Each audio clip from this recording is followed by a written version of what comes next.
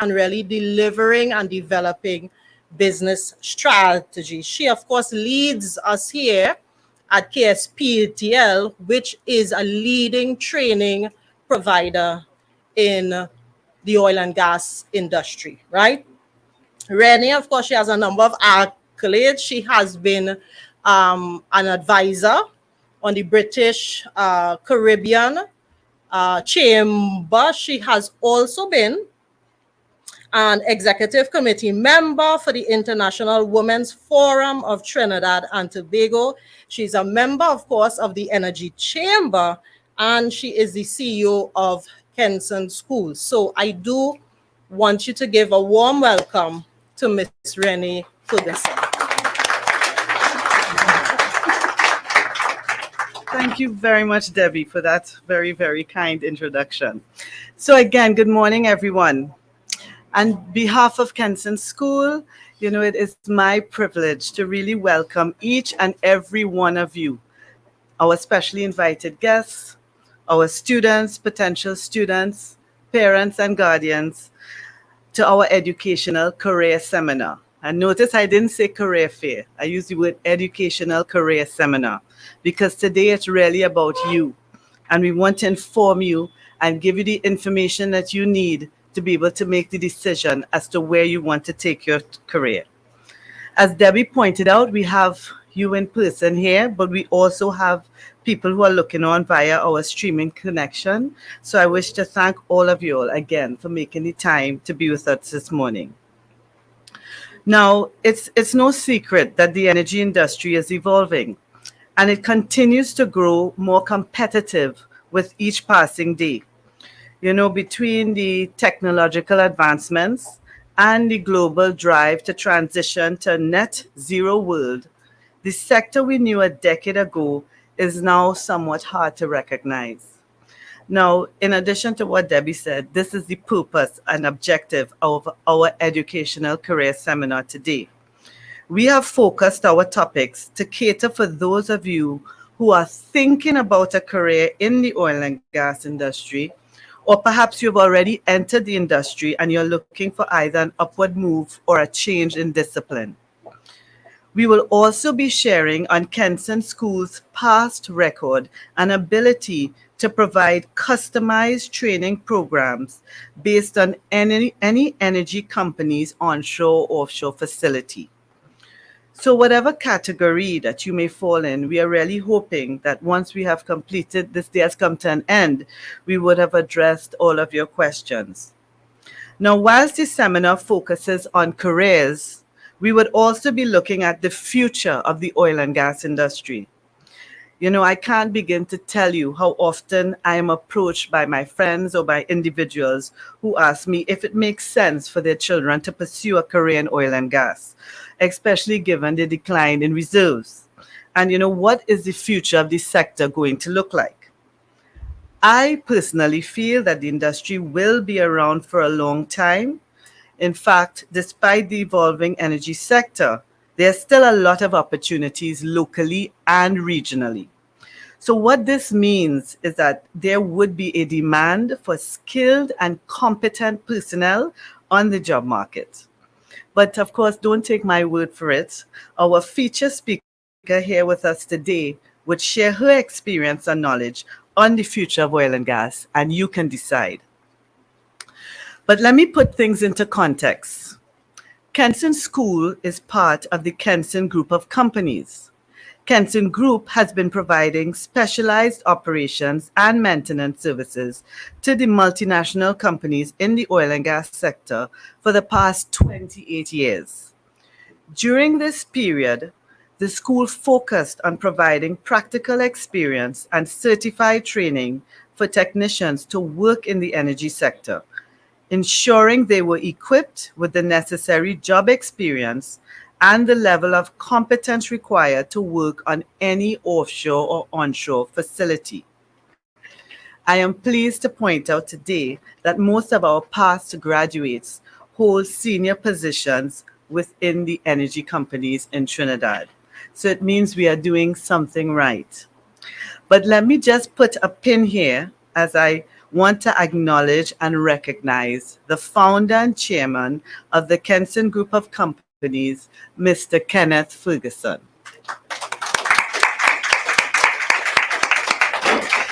If you will allow me to go back in time and share a little bit of history. For those of you who don't know, Mr. Ferguson spent his entire career in the energy sector. And at the age of 50, he accepted his voluntary separation package and started the first company in the group called Kenson Production Services Limited, with just 10 employees, providing competent, reliable, and more importantly, experienced personnel to perform specialized services on the energy's company's offshore facilities. Now, Kenson was the first company of its kind back then and quickly got the attention of other oil and gas companies that began to arrive in Trinidad. I'm talking about the early 90s, 1990s, right? So as the demand for the services grew, so did our workforce. And it was whilst this was happening, Mr. Ferguson felt that it was imperative that his workforce be provided with every opportunity to gain the skills and certifications required to conduct their task with the strictest adherence to international best practices. Further to this, he took it upon himself to share his own personal knowledge and experience, soon turning to his colleagues and who were in fact equally experienced technicians to mentor and advise the less experienced technicians.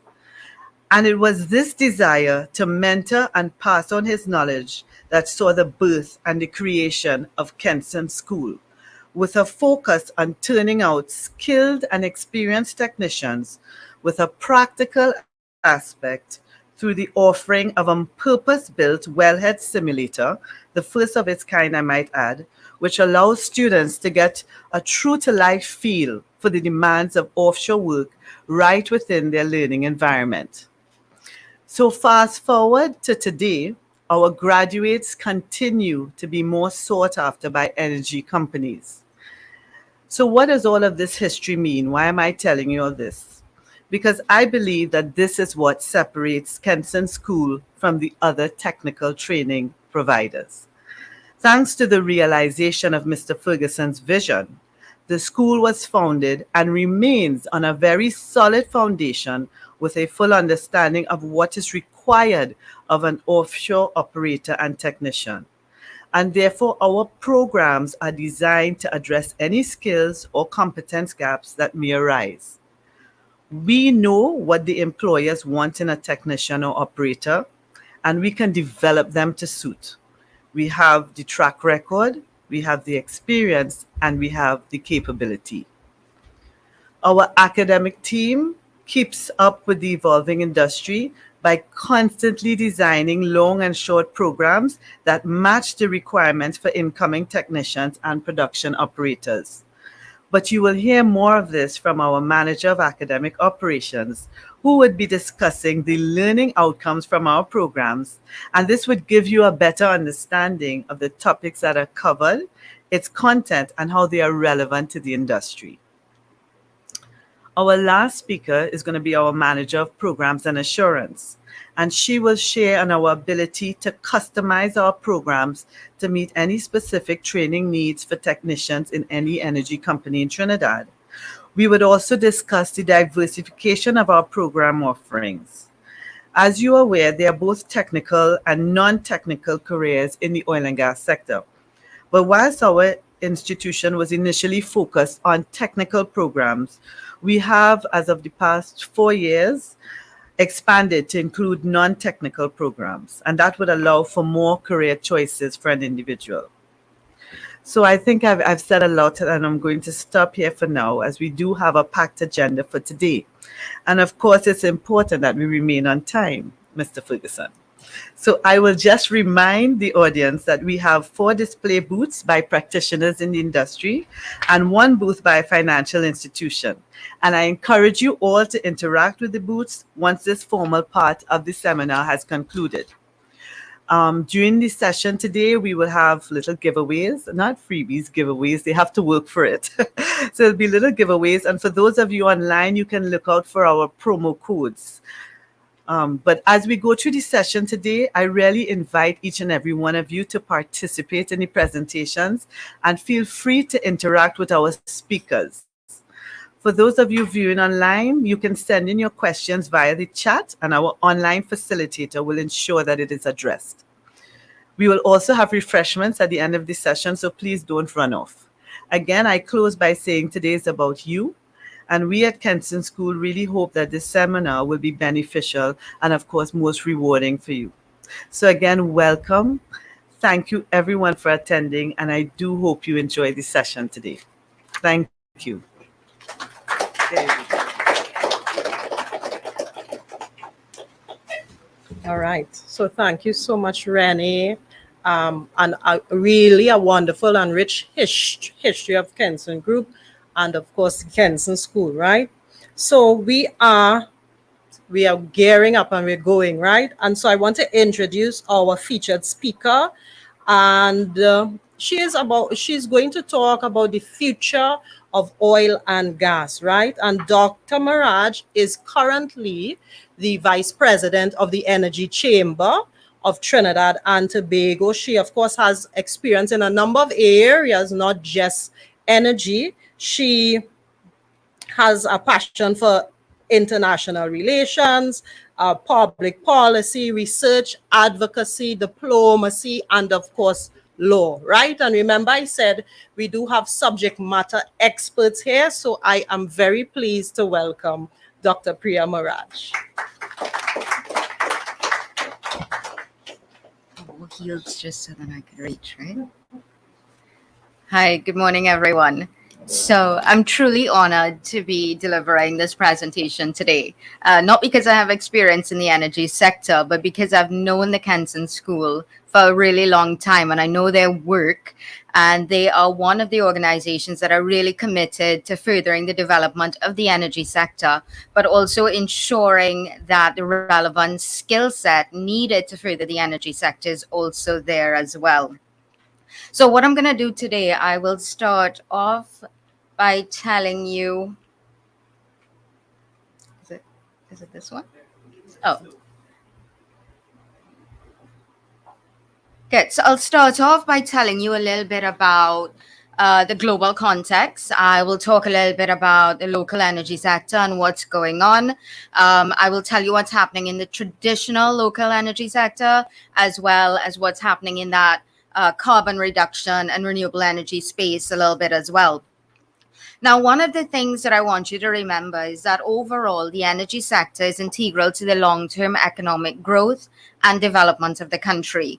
It contributes significantly to government revenue and export earnings, as well as GDP. So by the end of the presentation, I hope that you start actively thinking about the contribution that you are going to make in the energy sector and the different routes that you can actually take to do that. So, as I mentioned, when we think about the energy sector, you have to see it as one of the key sectors, and this is globally, as one of the key sectors for economic growth and development, not just for energy producers like Trinidad and Tobago, but also for energy consumers. Now, why Kenson School is highlighting this. So the school itself is a post-secondary technical school that prepares students for employment within the energy industry. But one of the things that the school has recognized is that students that they put out need to be adaptable. And that is what they've really focused their programs around, adaptability. So what is adaptability and why is it important? Well, it's about being able to cope with change. And that change, we will inevitably experience it as we prepare for the energy transition. So the school has recognized that retaining and hiring talent in the energy industry and training and upskilling current employees for their current and future roles is key to maintaining the adequate supply of conventional energy as well as expanding renewables capacity and fostering innovation in new technology areas. The energy transition will inevitably need hundreds of thousands of people entering the energy industry workforce, while oil and gas will continue to need skilled professionals as countries look to boost their energy security by ensuring conventional energy supply also remains stable. And that's one of the things the school has recognized and has ensured that they're putting a lot of emphasis on as well.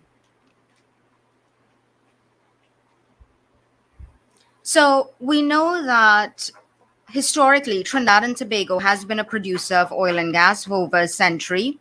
Natural gas has been commercially utilized since 1953, and most of the gas is either exported in the form of LNG, used in the petrochemical sector, or used to generate electricity as well. But before I get into the TNT energy sector a little bit, I want to tell you a little bit about the global context. Then we'll get into the Trinidad and Tobago energy sector, and we'll look at how the global context is actually affecting the local energy sector a little bit. So from 2020, we witnessed an unprecedented period well, rather with the outbreak of COVID-19, and it really pervaded almost every aspect of daily lives. The pandemic also had a detrimental impact on both the world economy and the global energy sector. It pressured nations to take necessary measures to slow the spread of the virus and to also rethink energy security a little bit. The market actually saw demand in free fall. You saw global storage filling up quickly, and you saw large scale volatility in the oil prices as well. And this propelled OPEC and its partners to come up with this sort of declaration of cooperation to intensify their collaborative efforts to restore much needed stability, resulting in the largest and longest voluntary production adjustments in the oil markets. The importance of these efforts was actually recognized by numerous countries and organizations, and such a move was crucially necessary. And why? It's because oil prices have seen some degree of volatility. The latest turmoil I just mentioned, but there have been others before that. When you look at the history of oil prices, you see swings over the span of several decades. Prices move up and down, and they've been sparked by a long list of events, including the Arab oil embargo of the early 1970s, the first Gulf War in the early 1990s, and the Great Recession between 2007, 2009, and then, well, the recent 2020 crisis I spoke about. The historical chart here shows the volatility with prices I mentioned just now. And you see that oil prices remain volatile even as nations strive for stable and predictable growth. OPEC had to step in, as I mentioned, many times to quell this volatility and bring about some stability with oil prices. But there's still events that are outside of their control that will inevitably have an impact. And some of these would be the war in Ukraine, the discovery of huge amounts of oil and gas in other provinces, the development of oil resources in other provinces, the reopening of oil trading between US and Venezuela, developed countries sort of returning to fossil fuels, and the recognition of the impact of carbon emissions on climate change as well. So while I mentioned the energy transition and the need for rapid development of renewable energy technology, which will inevitably happen, what we are seeing is that traditional sources of energy continue to play a key role in economic growth for a lot of countries. So this chart actually shows that oil is still the most consumed primary energy fuel in the world at about 31%. This gives you a snapshot of post COVID-19 oil and gas investments. Exploration and production companies are realizing some of their largest profits in history, but we are seeing investments fluctuating a little bit. And this makes us question whether or not the industry is investing in future growth. And I can tell you they are, but just in different ways. Oil and gas reinvestment is still viable and it is still happening, but it's been diversified. You're seeing capital allocation to exploration being downsized a little bit in the wake of the pandemic, but several key exploration strategies have emerged. And one of them being the rapid development of high return new finds in conjunction with energy transition objectives. And we just have to look right in the region to see that sort of investment in rapid development, new areas. You just have to look to Guyana to see that. So Renee touched on regional opportunities, which I'll also touch on. So in Guyana, you have the Liza phase one. I'm sure a lot of you would have heard about the developments happening in Guyana and how exciting it is, not only for Guyana, but for the region as a whole. So Liza phase one was developed in 2015, well, rather discovered, and it was developed within 5 years, which is an extremely short period of time. But what they did was that they ensured that they put the right regulatory environment in place in order to ensure rapid development. And then there were subsequent discoveries after Liza 1 as well.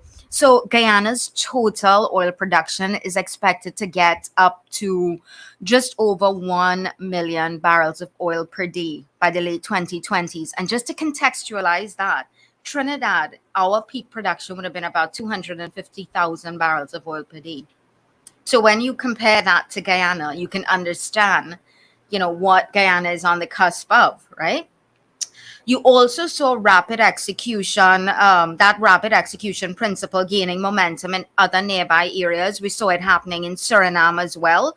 Although in Suriname, there's a little bit more uncertainty in terms of what's happening and some of the developments there. Right? Now, all of this is really to say that oil will probably remain one of the most consumed primary energy fuel in the world, right? So it's going to be around for a long time. Natural gas as well, same thing. We're going to see the same thing happening. It is going to be a transition fuel for a very long time. I'll now touch a little bit on the Trinidad and Tobago energy sector in a little bit more detail and some of the potential areas of development and opportunities.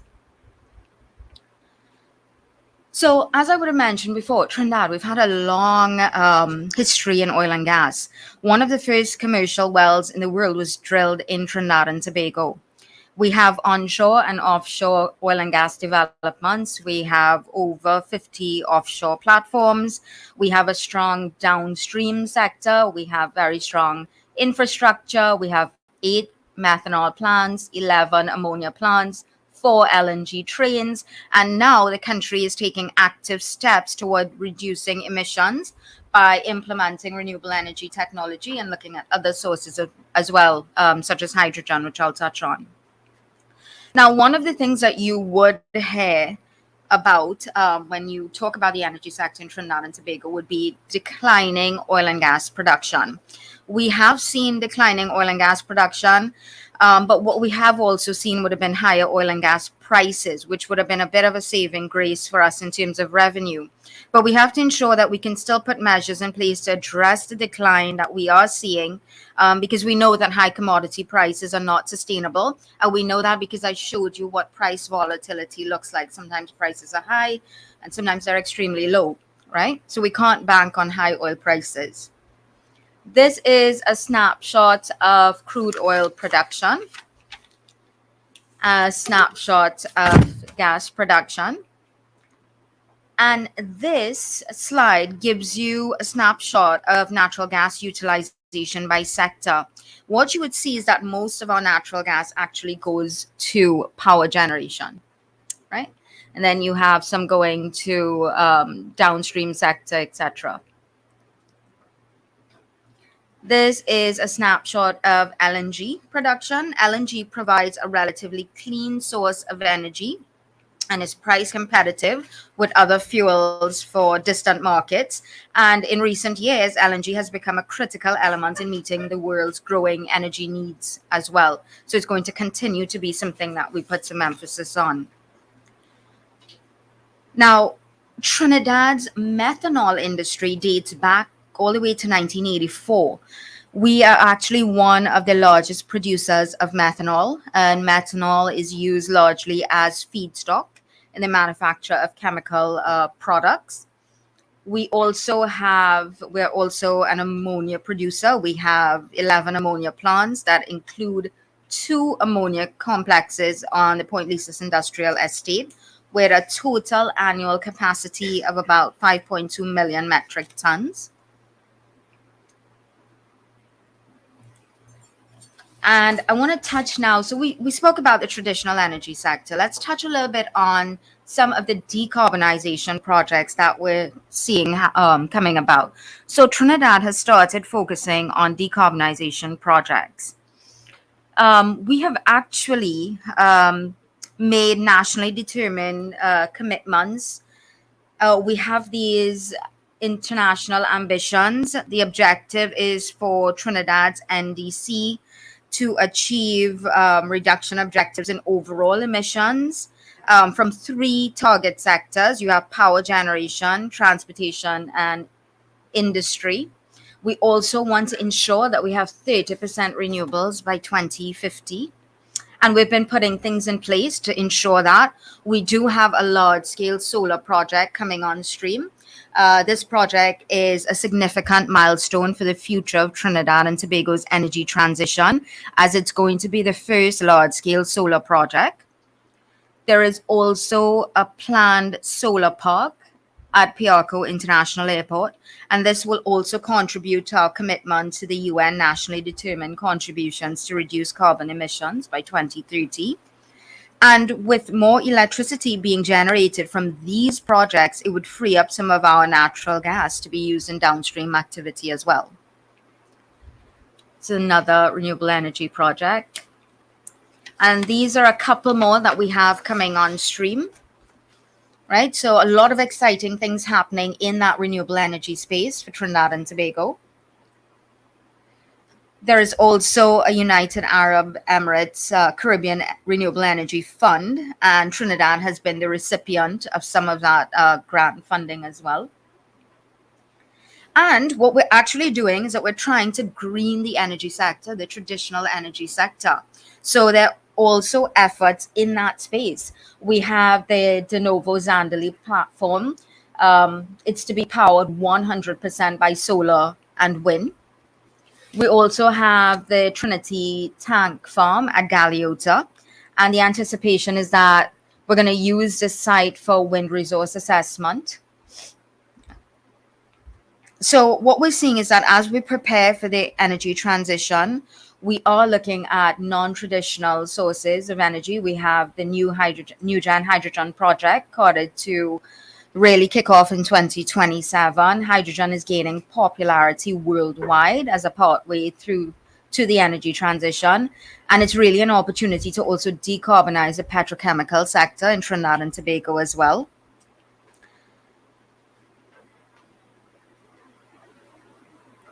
And there are other things that we're doing. So when we think about oil and gas, right, we tend to think about multinational companies. We tend to think about BP and Woodside, etc. But in the energy sector, there are these energy services companies as well.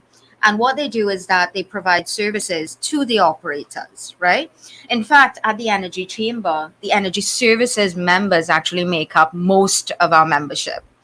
And some of them are small, and then some of them are actually quite large. And you would think that it's the operators that employ most people in the energy sector, but it's not. It's actually the energy services sector, right? So we believe that what is necessary is to strengthen that energy services sector. So we've been doing a lot of work in terms of local content development and ensuring that the energy services sector remains viable and very competitive. And so far, they're extremely competitive. We have energy services companies working globally and regionally. And they also, as I said, they absorb a lot of students coming out of the Kenson school as well. So we've been looking at how we can enhance local content development through the services sector. And we've been making a lot of strides in that area. We've actually we've gotten operators to sign on to something called a local content charter. And this is also aimed at strengthening the energy services sector, right? So there is this commitment by 21 operator companies to ensure that they put measures in place to strengthen the services sector. So that sector also remains viable. And what we have been seeing is that the services sector have been tailoring and changing their offerings and moving away from traditional oil and gas and now being able to actually offer services in decarbonization projects, which is huge because it shows just how innovative the energy services sector is in Trinidad as well.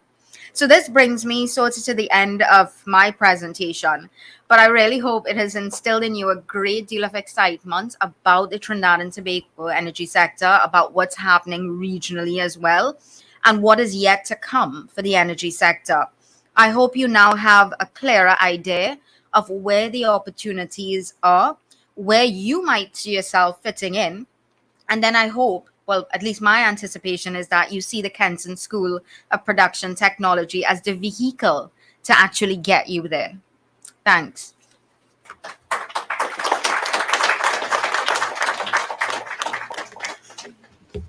Thank you so much. Thank you, Dr. Maraj. Really appreciate that. I mean, it's beginning to open even my mind in terms of what can be done, and it allows us, in here to really to begin to think about your career in even some non-traditional ways, right? So very exciting news, right? Thank you so much, right? Um, so let me know what's happening with those persons online. Are they there? They're present. I would love to if they could give us a thumbs up in the comments and let us know that they are with us. We have a nice, exciting session next. Remember, I did say a freebie. Rennie said a giveaway. So we are here at that point. I want to invite is Mr. Ricky Rajak here from Woodside? Yes, wonderful. All right, so I want to invite him up here to just give a little short introduction, a little bit of a background on the organization, and then we'll go straight into the giveaway, right?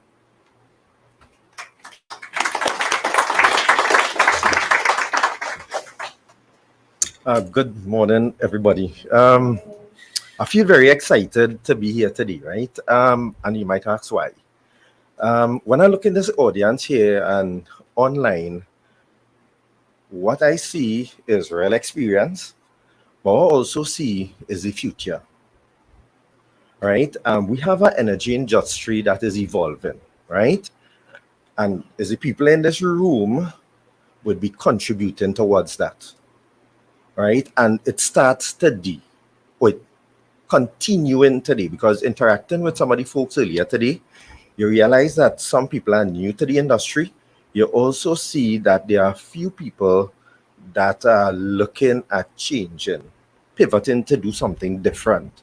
So it's a real exciting day for me personally to be here, because we at Woodside Energy want to encourage this, because our future depends on people connecting that resources to do big things through people. And today, I'll kind of share my experience working in the energy industry. But, first, right? Anybody ever heard about Woodside Energy? I show hands. Anybody know about that? All right, good. So a few people know about Woodside Energy. What about BHP? Or BHP Petroleum? Or BHP Billington? Right. So more people might know about that. Right. So in June 2022, last year, Woodside Energy merged with the petroleum assets of BHP. So we are now Woodside Energy Group. Right. So we are probably the newest energy company on the block in terms of brand. But we have been around since 1997. Sorry.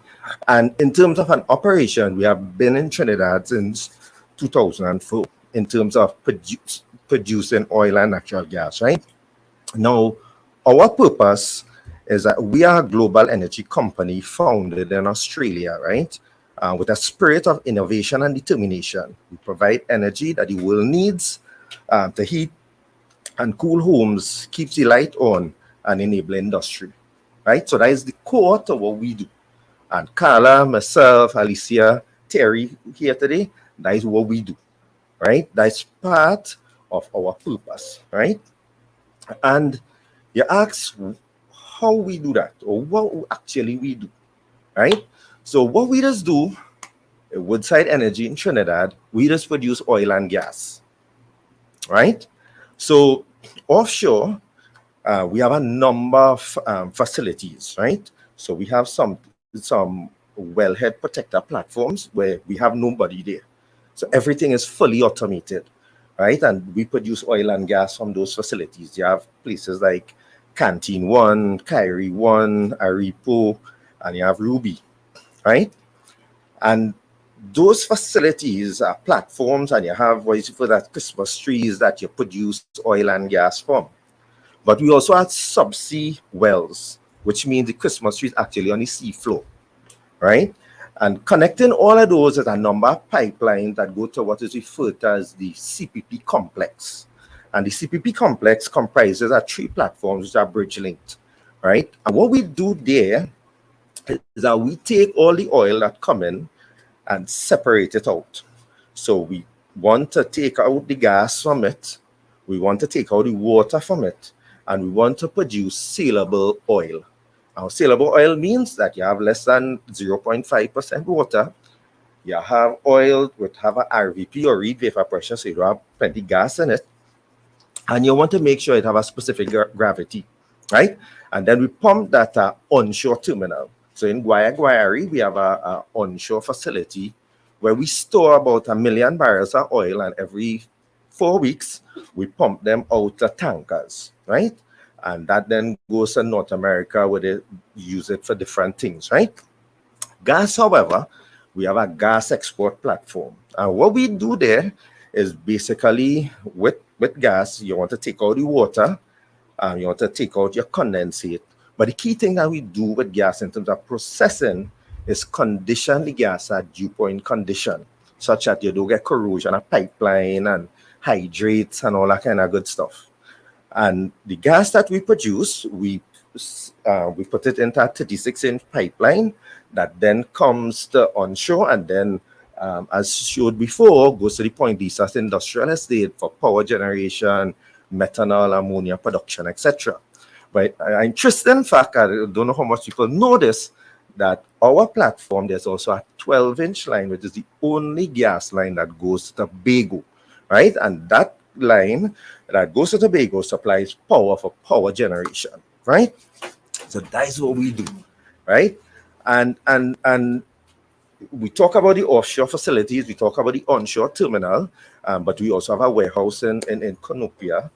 Our main offices are in IBT, which is next to Movie Tongue and Port of Spain. And then we have a shore-based operation, right? Because in the energy industry, and we working offshore, as I was telling one of my chaps this morning, people in my job, we just go to work in helicopters, we don't use cars and things, right? So to get on the platform, you have to use aircrafts, right? To get food, to get supplies, to get equipment offshore, we have to use supply boats and all this kind of jazz, right?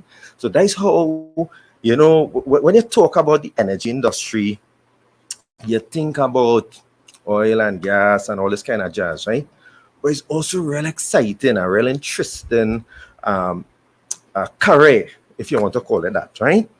Now, I say all of that. So we produce oil, we produce gas, but we also do it in a socially responsible manner, right? So when we producing these things, we don't want to be contaminating the environment. We don't want to be damaging people and equipment, right? And what we also do is, the communities that we work in, like Tobago, Togo, we work with the people in those communities in Guayari to make sure, we contributing back to those organizations, in farming, animal rearing, and all these kind of good stuff, including some NGOs, such Drive Alive and the Turtle Trust organization. And that's how we contribute, right? It's not only about oil and gas, but it's also other things that make up the day in the life, right? Of a typical Woodside, if you want to call it that, right? Um, so now let me talk about Kenson, right? Why Woodside here? And what's the relationship with Kenson, right? So our relationship, which is BHP, now Woodside Energy with Kenson, started in since 2004, right? When we started our operations in Trinidad. So we normally employ production technicians, electrical, instrument, mechanical technicians from Kenson, right? So normally we have a number of employees from the Kenson group working on our facilities 24/7, right? Which is the offshore facilities, onshore terminal, etc. Interestingly, though, we also hire apprentices through Kenson, right? So we have a very good apprenticeship program as well, where we develop new talent to take on bigger responsibilities in the energy industry, right? Um, so I talk a little bit about the day in the life, right? Um, but what a day in the life of a person that only has to pass our boot, right? So you'll see what's an offshore platform and that kind of thing. What that means, right? So a day in the life of a person working in the energy industry starts off first with safety. Safety is of paramount importance in anything we do. We always start from a basis of we're going to do it safe. If we can't do it safe, we're not doing it, right? The other thing, we pay, I don't want to say particular, I want to say meticulous attention to planning and scheduling. Because the things that we deal with, which is oil, natural gas, high temperature, high pressures, flammable fluids, is not something that you take lightly, right? So for someone to work with us, we start with a basis of being safe. We start from the principle of you only do things for which you're trained, competent, and experienced to do. And we work from a fundamental principle that we not doing something if it's not safe. And we encourage everybody to speak up, right? So that is the culture we create. So I talk about our purpose and what we just do, but it's all about, beside what we just do, is how we do it, right? We want to work in a space or a culture that embraces care, trust, and respect, right? Fundamentally, that is how we operate, right?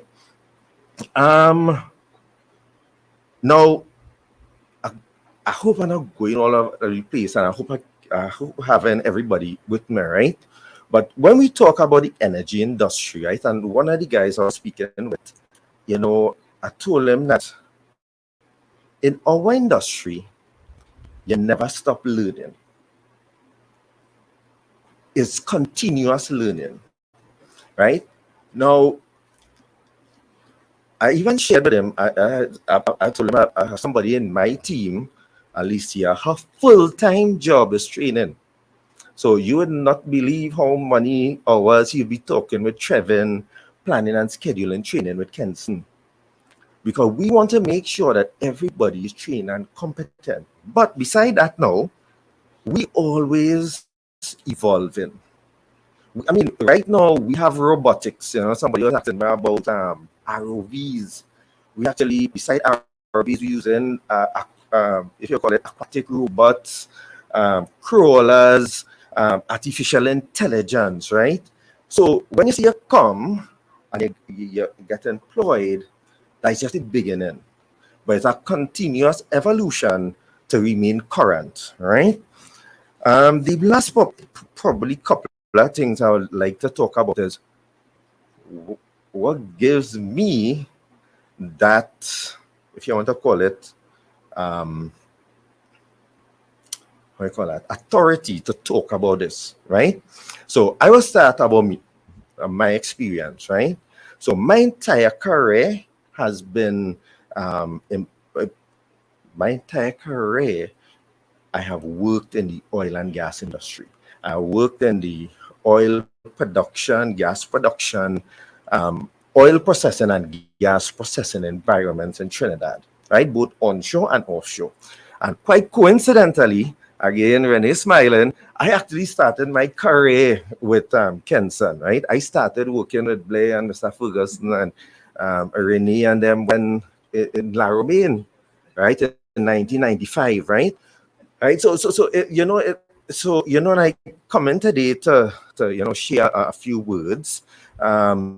Is really about a little bit of reminiscing of where I started my career, right? And today, I feel very proud to be here. I mean, real excited too, but to just share, a career that really, I feel very proud of, right?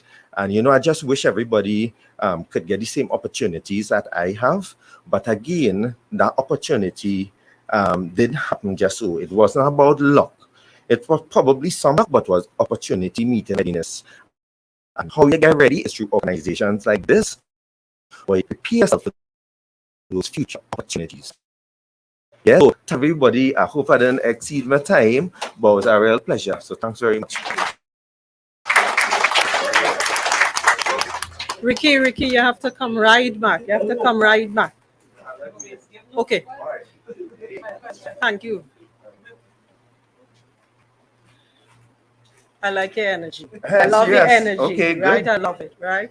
So we want to give our first giveaway from Woodside Energy, the Woodsiders. I do like that. I think you should trademark that. We have a box. We have some numbers, Okay. right?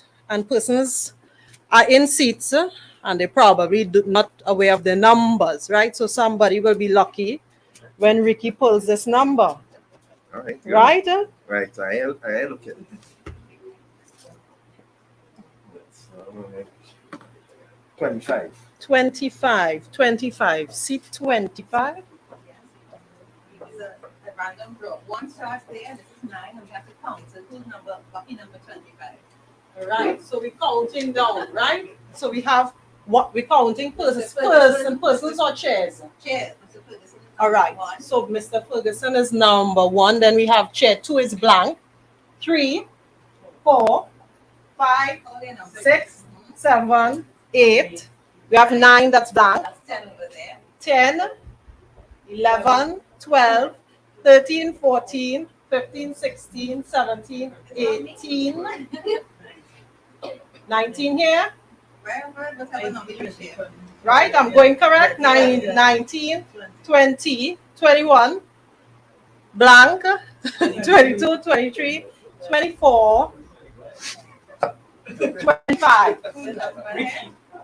Ricky, but Ricky can't get it. Okay, Ricky can't get it. I jumped Ricky already. I know that. So, can I have a name? Can you come up actually? So we can take a nice photo of it. Right, congratulations. I just food for thought, right? When I started my career, one of the persons that I worked with was this gentleman, right? So, congratulations. Some of us started getting actually. That's a long story. Right, just the same right here, right? You can come across it.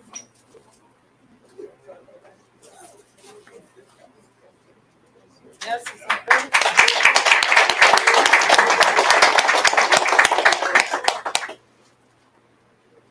So thank you, Ricky. Thank you so much. Appreciate it. Excellent. Right, so congratulations. Right, so we are rolling right on ahead, and I want to introduce next up, we have our manager of academic operations right here at Kenson School.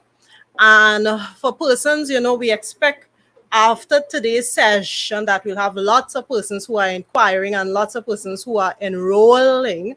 Melissa's face will be a face that you will see throughout the tenure of your studies at Kenson School. So Miss Mohammed has over 20 years experience working in the petrochemical as well as the oil and gas industries. She has a passion for mechanical and electrical maintenance and process operations.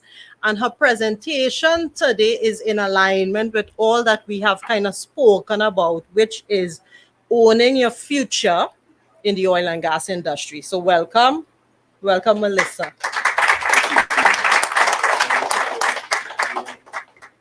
Hi, good morning, everybody.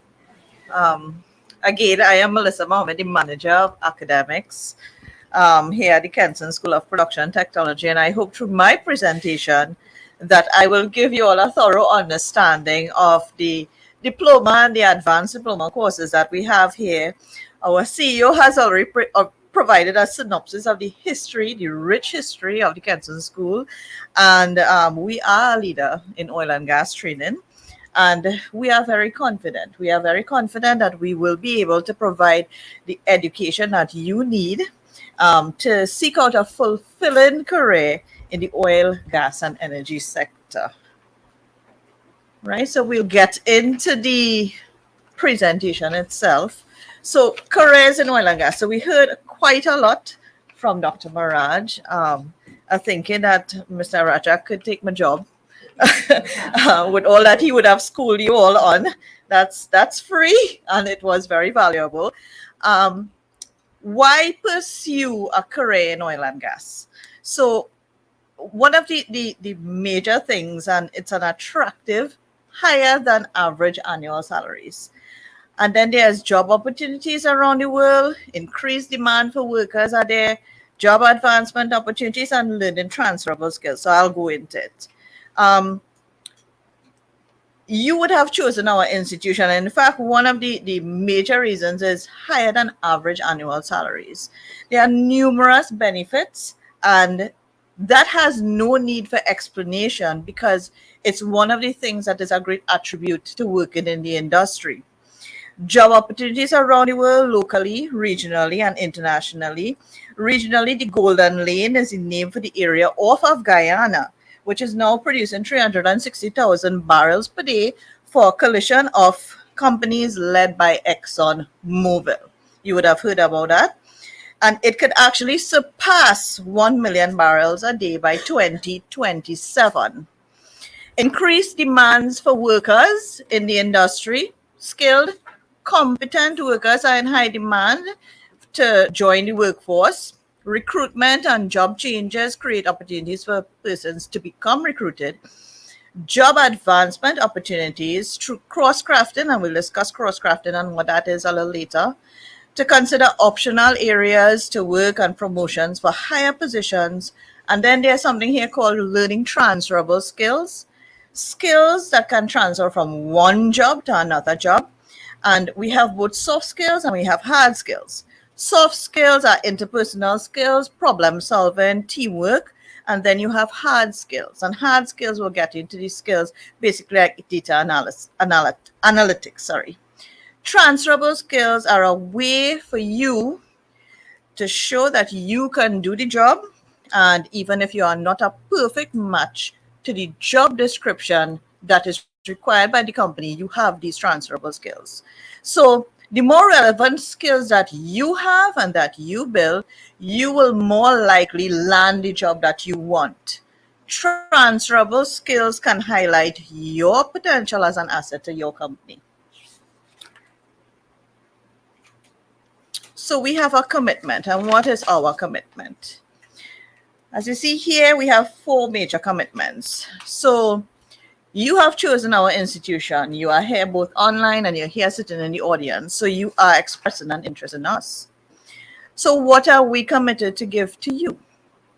We are committed to provide a wide variety of world-class educational programs at progressive levels to provide industry-relevant certification, to ensure that you are afforded all the relevant job-specific training to enter the world of work.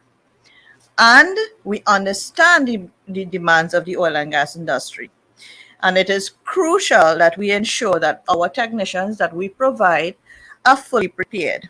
Hence, our curricula has been designed to ensure that each candidate fully understands the high standards required to work in a fast-paced environment. We'll chat a little more about curriculum a little later on. So I'm showing you this slide here. This slide will pop up again a little later on. But what does this represent? So you're going to see levels from level 1 to level 6. And what it represents is the progressive pathway here at KSPTL. I will get into the diploma and advanced diploma courses, but the takeaway from the image is that there's an intent to develop candidates to their full potential to become leaders in the oil and gas industry. So you would see basically where you start, and you see the guy with the wheelbarrow there, but you're seeing the most important fact, where you end up. And that is crucial to you building your career in the oil and gas industry. So why? We're getting into now the why. Why choose our programs? So you would have heard quite a lot before, our history. Where is the energy sector leading to oil and gas and that kind of thing? Mr. Rajak would have gone into processes in the industry. So from all that, you know that KSPTL has been successfully delivering programs in oil and gas for over 10 years. And this is both locally, regionally, and internationally. The programs developed and delivered by us are internationally certified, currently assured by Pearson, and this is at the diploma level and the advanced diploma level. They are uniquely designed to provide an assurance of competency.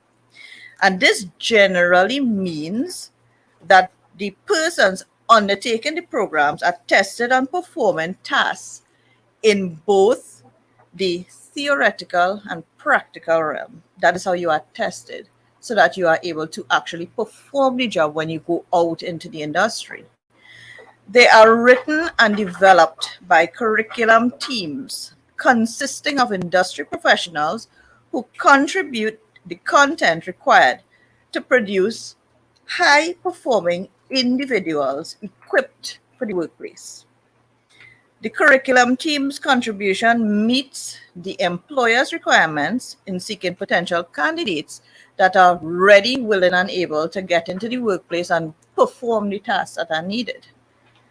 Our academic staff, they are qualified individuals, industry experienced professionals, each having at least 25 years experience. So it's from 25 years experience and more. That is to say, combined, our academic staff has at least over 100 years experience together with the entire team. Both the academic and administrative staff provide a level of commitment to ensure that you, the student, the candidate, are equipped with all the necessary information to complete your journey successfully. So commitment not only comes from inside of the classroom, but it comes from outside of the classroom through our administrative staff as well. This is a look at our core technical programs.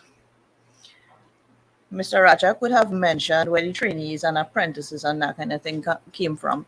And he mentioned, importantly, electrical, mechanical, instrumentation, and process. Production operators he would have mentioned.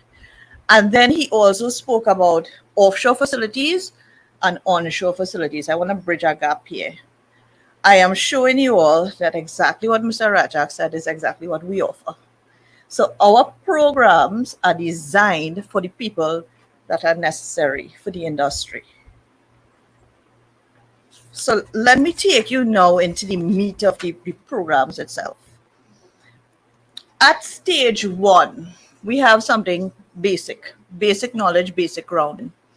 These are some of the topics. They are not fully all of the topics that we delve into.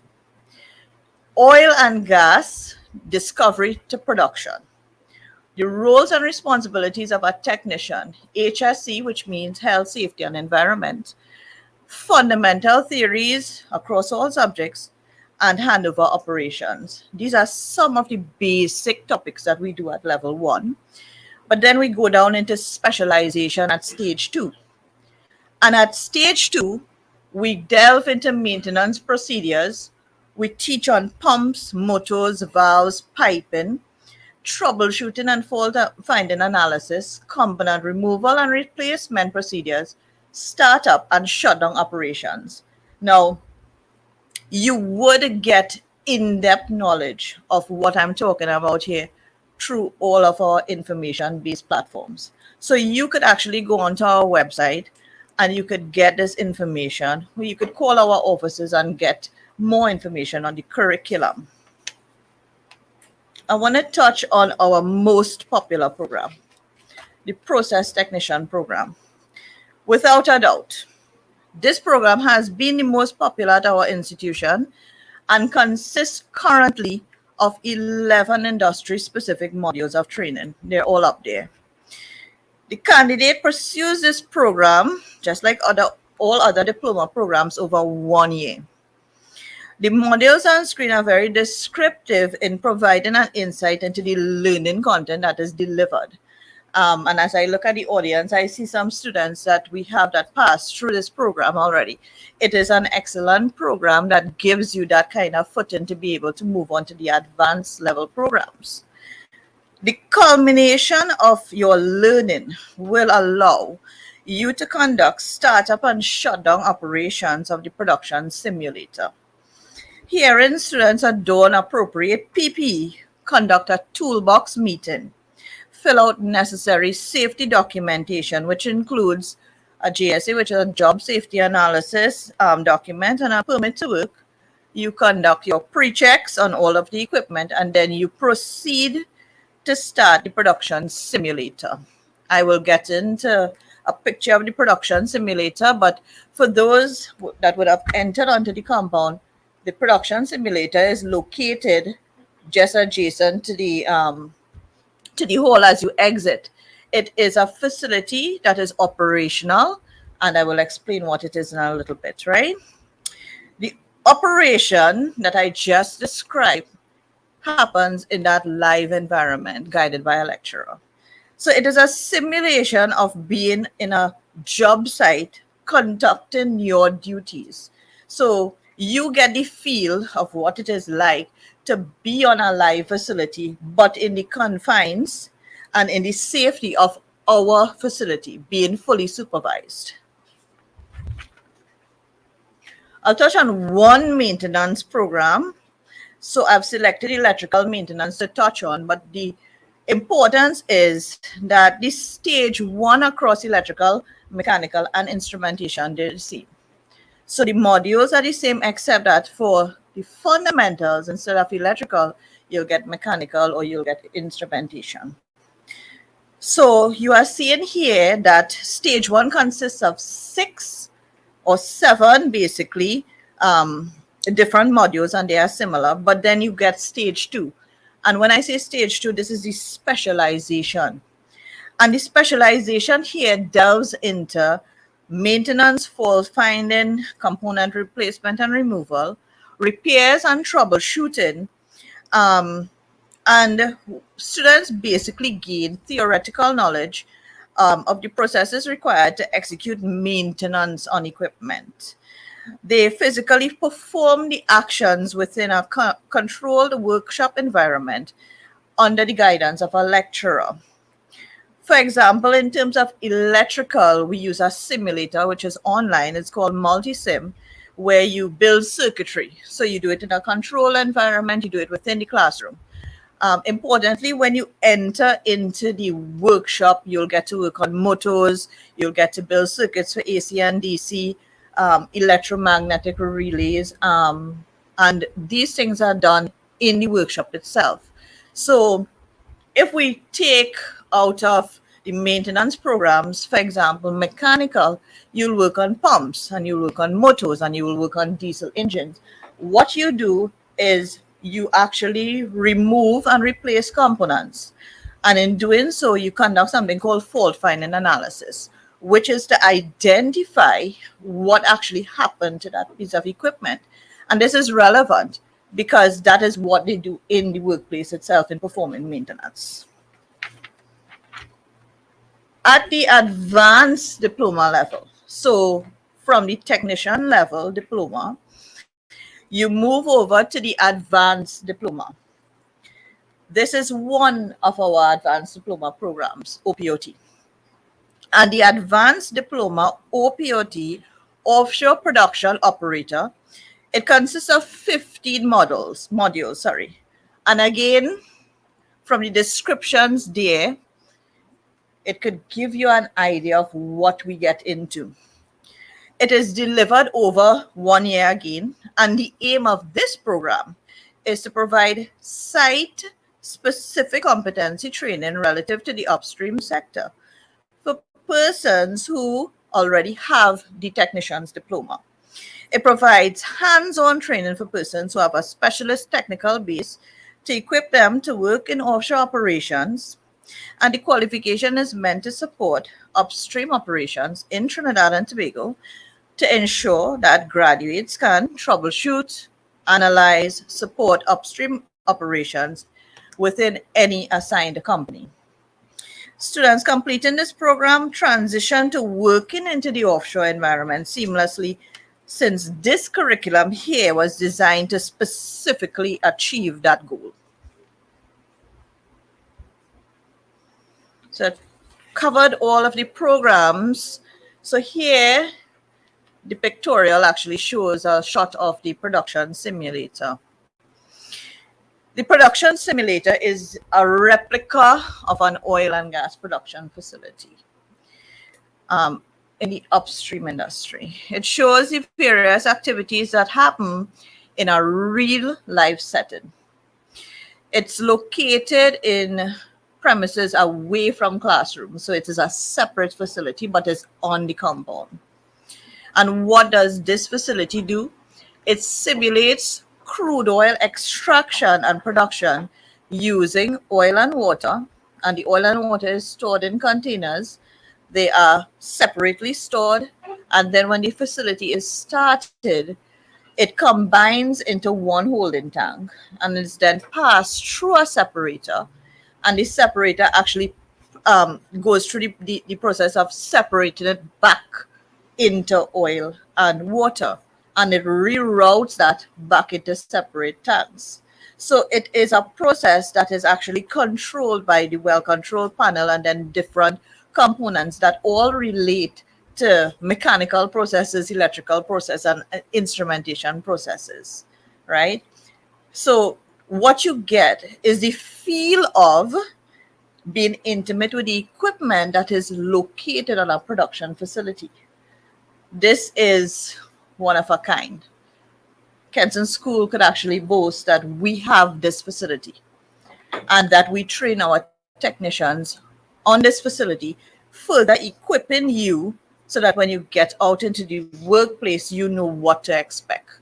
So it's just not classroom theory. Okay, so the separation processes are experienced through this unique design. So I've said a lot. Hope that, it was of value. But here's where we are. What I need you to do now. Inform yourself. So you're going to get a lot from us, but you could take that step as well. Visit our website, visit our social media platforms, talk to people who have attended the Kenson School. Discuss your career objectives with us. You could reach out to us and we could give you that information. Select your preference. We've given you quite a lot of programs to choose from. Choose a career path or profession that makes you excited, that you want to remain in for the long haul, to grow in. Talk to us about your options, what we could present to you, because we do have now a wide variety of programs. And lastly, enroll and start your classes, right? So that is the pivoting point where you could be one of those students that will say, I was at the helipad and I took the helicopter and I went offshore, and you share this knowledge with people and people say, wow, I didn't even know that that is what your day-to-day life is like, because that is the exciting part, is choosing a career that gets you up in the morning, that you are excited to go to, right? So that's the end of my presentation. um, Thank you all for listening, and thank you all for being here.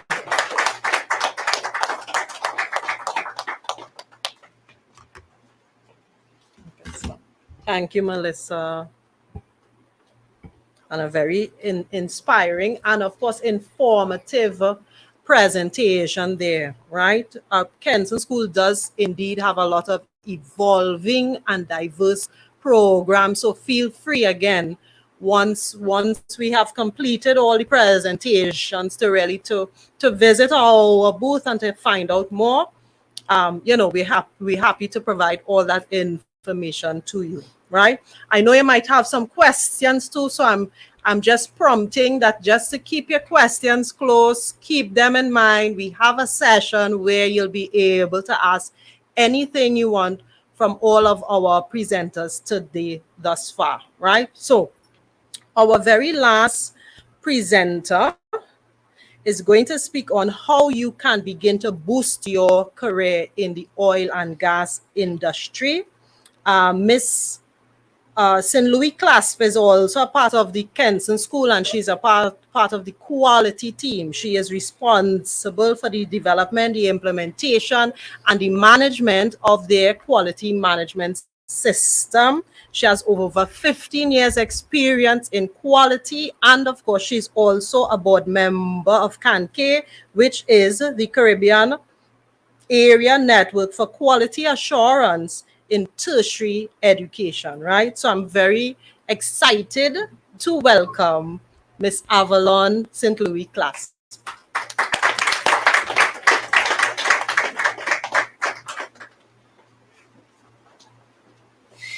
Thank you. Thank you, Debbie. Good morning, everyone. I'm cold, yes. I don't want to be coughing. It's a pleasure to be here this morning, and more so because I have been the one, when you call or you send your emails, that I engage with you. So I'm looking forward to meeting with you and chatting with you all later on today. But to make sure that you are all still here with us, I have... I want to keep you engaged, right? So I've chosen two of my favorite energy jokes to share with you. And let's see if you get them. So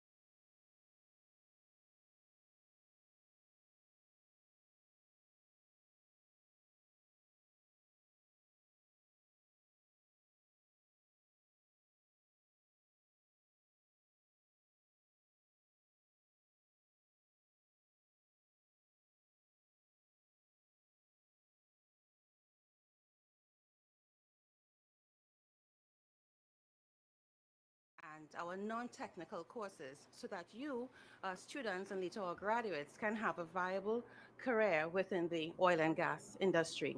So this is for you, what in terms of our how we are diversifying our programs and courses so that you can boost your career. And you remember this, I do hope. It's our progression pathway. I'm going to step back, if I could, just a little, because I'm feeling the coldness on me. Then I don't want to start coughing.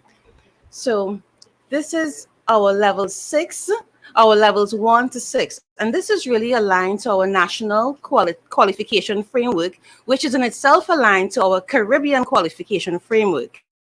And what that is about, when you're finished with your course, and it's leading to transferability of skills across the region. So what I've added to this image here, if you recall, are the 6 little rectangles below, which are all of our courses.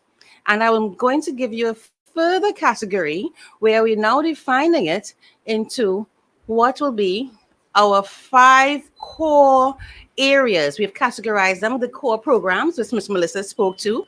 And I'm going to share with you our technical short courses, our energy management courses, HSC courses, and our professional development courses. So I'll start here with our certificate courses.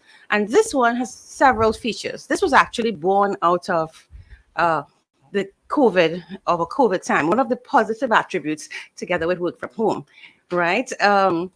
So what happened here? These are asynchronous courses. Asynchronous means that you learn on your own time and they are self-paced.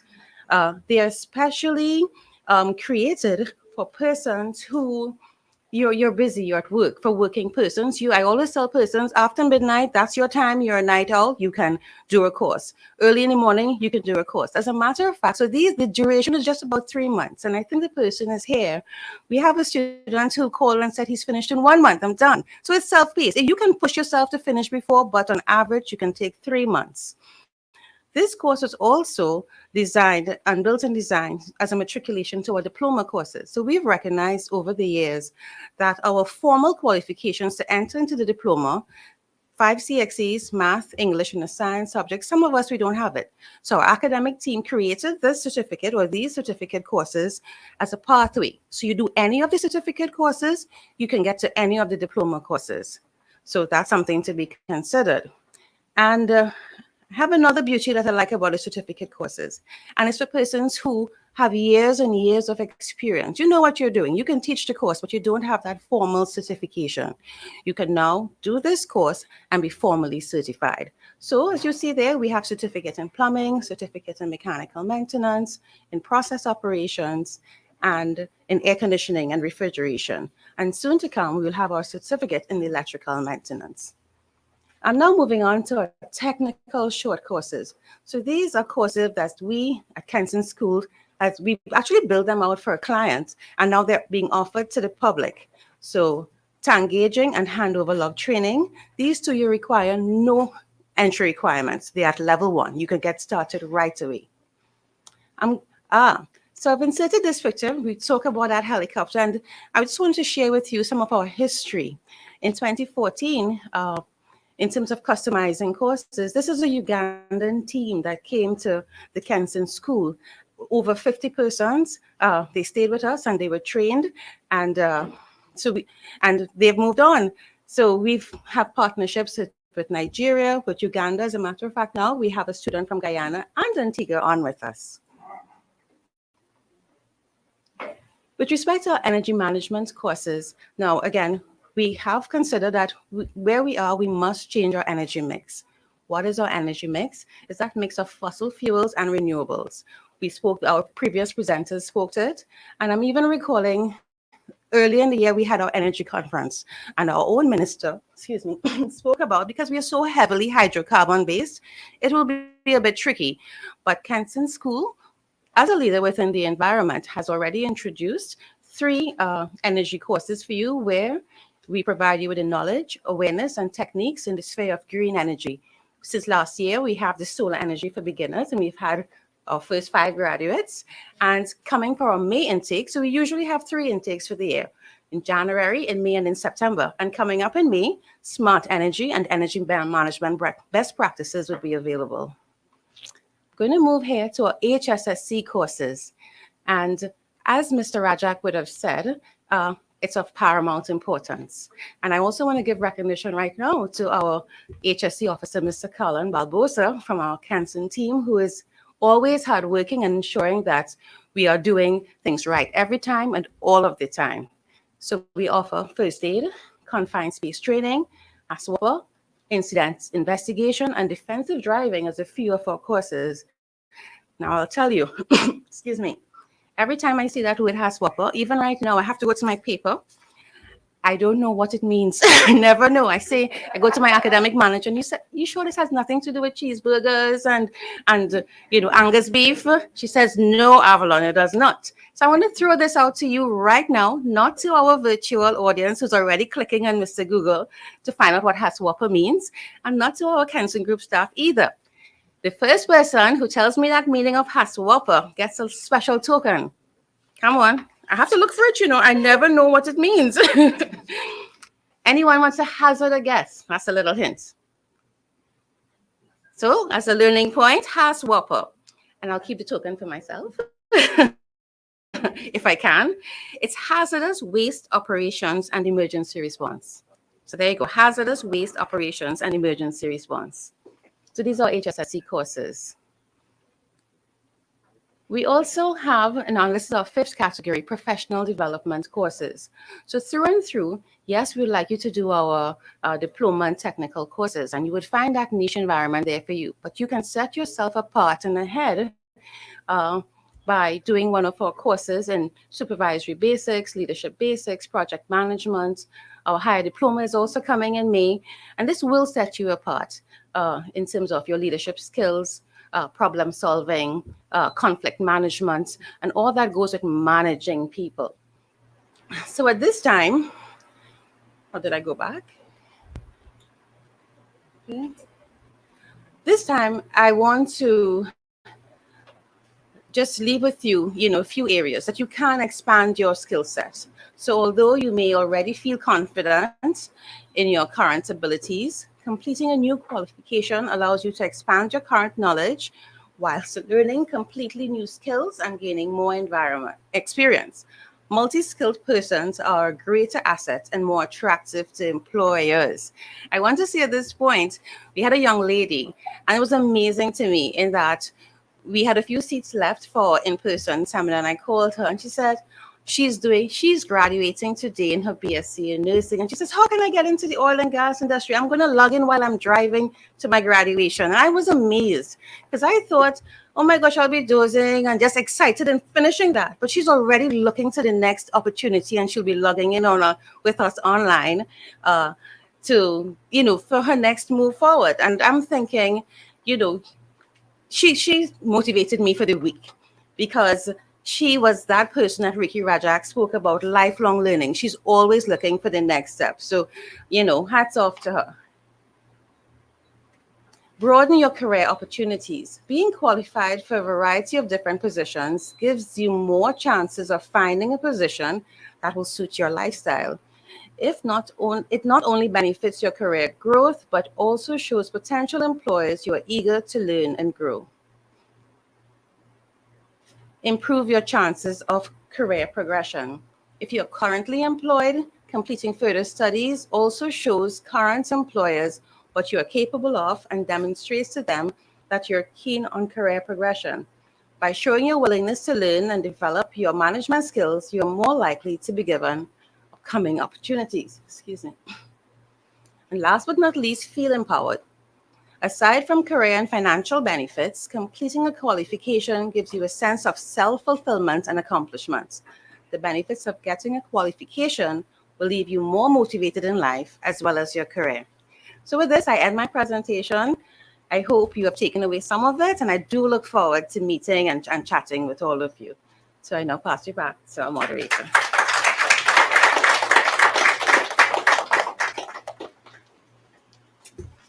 Thank you so much, Avalon.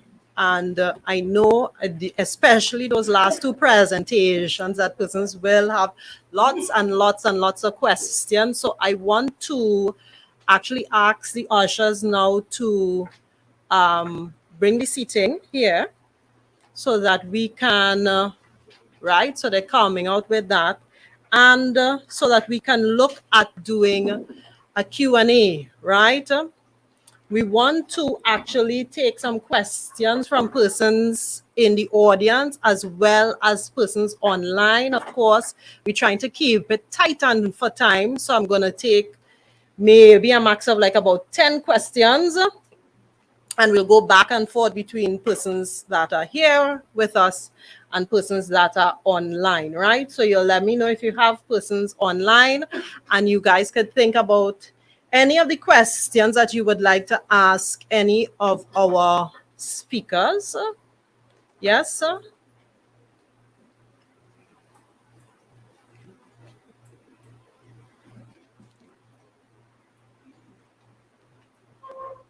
Right. And I want to just invite our speakers to come up at the front.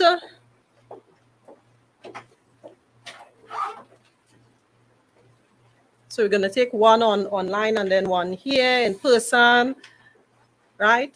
Any questions so far? Any questions?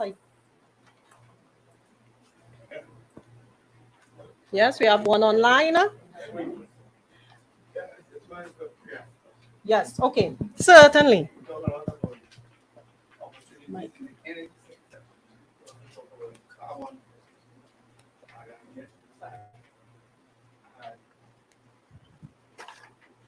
Most of the children don't know exactly where to go with treatment.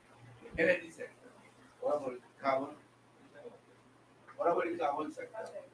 Where where can they go for that kind of treatment? Yes, yes, yes.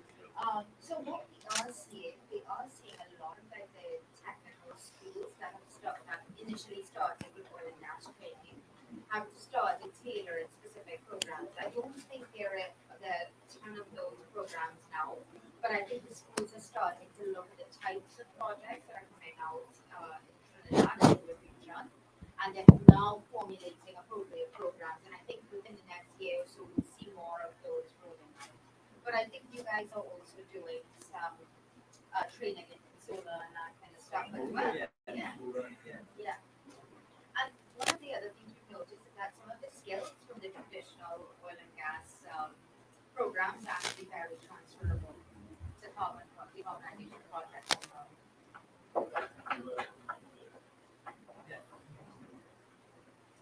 Thank you. Right? I just want to do one here and then one online, right? So we have a question from someone online. Yes, okay. Hi, good day, everyone. Before we move on to the online, I just want to say that the online audience is quite interactive. Avalon, they're enjoying your jokes. They think you're very funny. So the first question that came in is a person is interested in the diploma in oil and gas. In particular, this person is interested in process operations. What is the deadline to apply? Sure, I can take that one. So moving into May intake, April 28th is the deadline for application. So I'll repeat. We do have a May intake, and the start date for the May intake is 8th of May, but the deadline for application is the 28th of April. And I would also add that all of our information is on our website, kspt.edu.tt. 28th of April, deadline. Wonderful. Yes. Testing this, yes. Hi, good morning. Not sure who would take this one. I'm a guidance officer, so I'm asking on behalf of my students, would you allow students at the secondary school level to do site visits and see possibly the simulator in action? Is that allowed?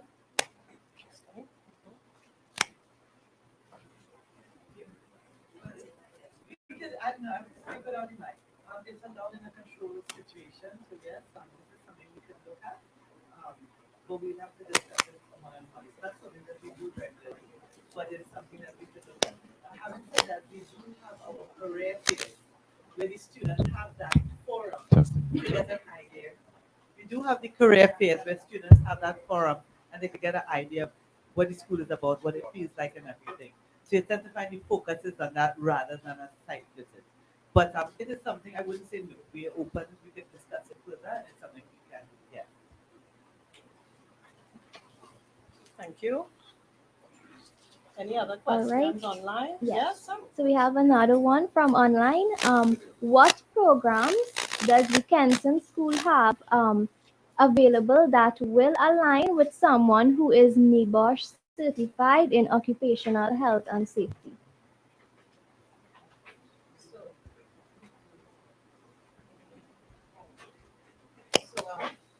So you all might hear the mic, right? It's for the online audience. So in terms of safety-oriented courses that will align with NEBOSH, we spoke a little bit about multi-crafting. And multi-crafting actually enables a person to pursue different areas of education. I would encourage a person that is or has done in NEBOSH to actually do one of the diplomas. But if you are also interested, we do have short courses that can pair with the NEBOSH as well. Historically, we have found that persons who would have done the diploma programs actually moved on under the NEBOSH after. So I would say that a person that does the NEBOSH first could actually come to us and do the diploma after they have done the NEBOSH. That equips you to become a person that is able to move through the realm of safety as well as to become a crafted person in terms of production as to in terms of maintenance as well. Again, aligning with what we would have said earlier, which makes you so much more attractive to that employer in the industry. Thank you, Melissa. Is there any more online? Right here? All right. I'm bringing the mic to you. One sec.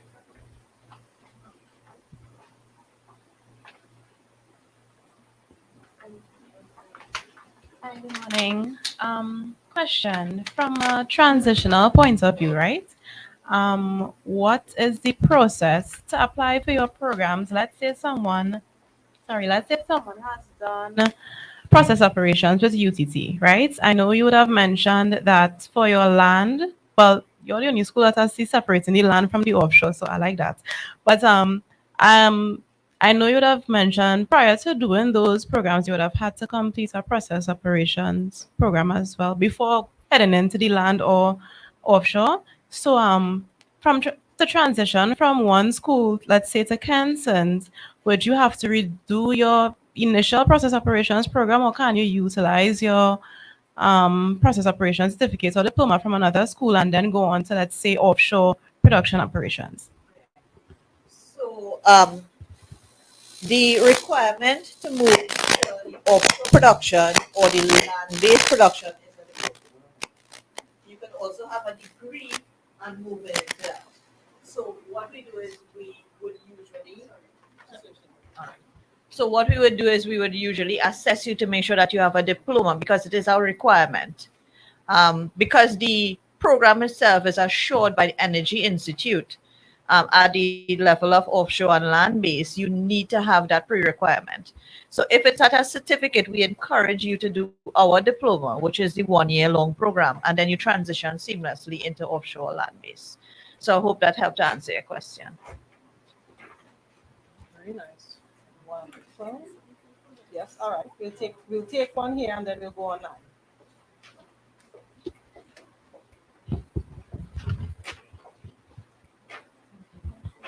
Do you provide career guidance? I have done some courses during the pandemic, risk assessment, OSHA, NEWASH, and project management in trying to get into the health and safety field. But I found that the more courses I did, the further away from the accomplishment line I'm getting. I'm applying to places and they keep saying, you're not even at apprentice level. I've spent over 20 grand on courses.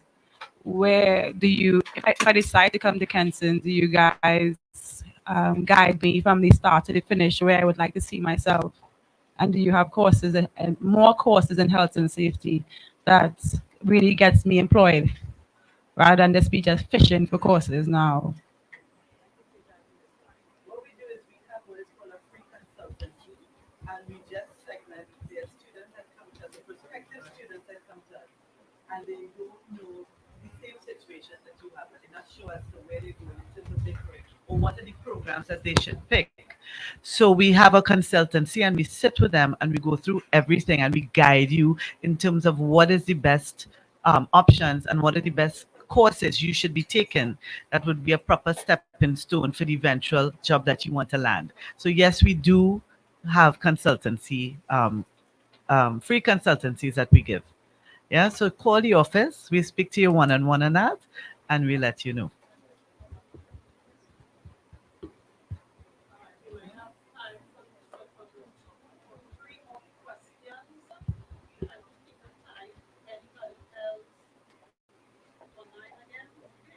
All right, so we have another question.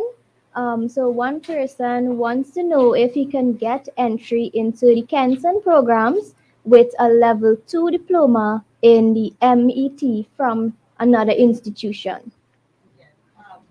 More than likely, more than likely that would be a City and Guilds diploma too. Um, so what we do is of course we would assess the qualifications, and in assessing the qualifications, we ensure that the qualification is valid firstly.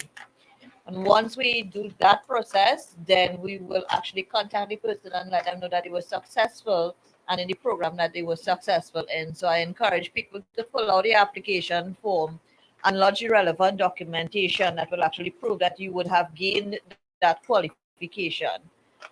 In some cases, and this is just for the viewing audience and the audience here, we would like you to provide a transcript.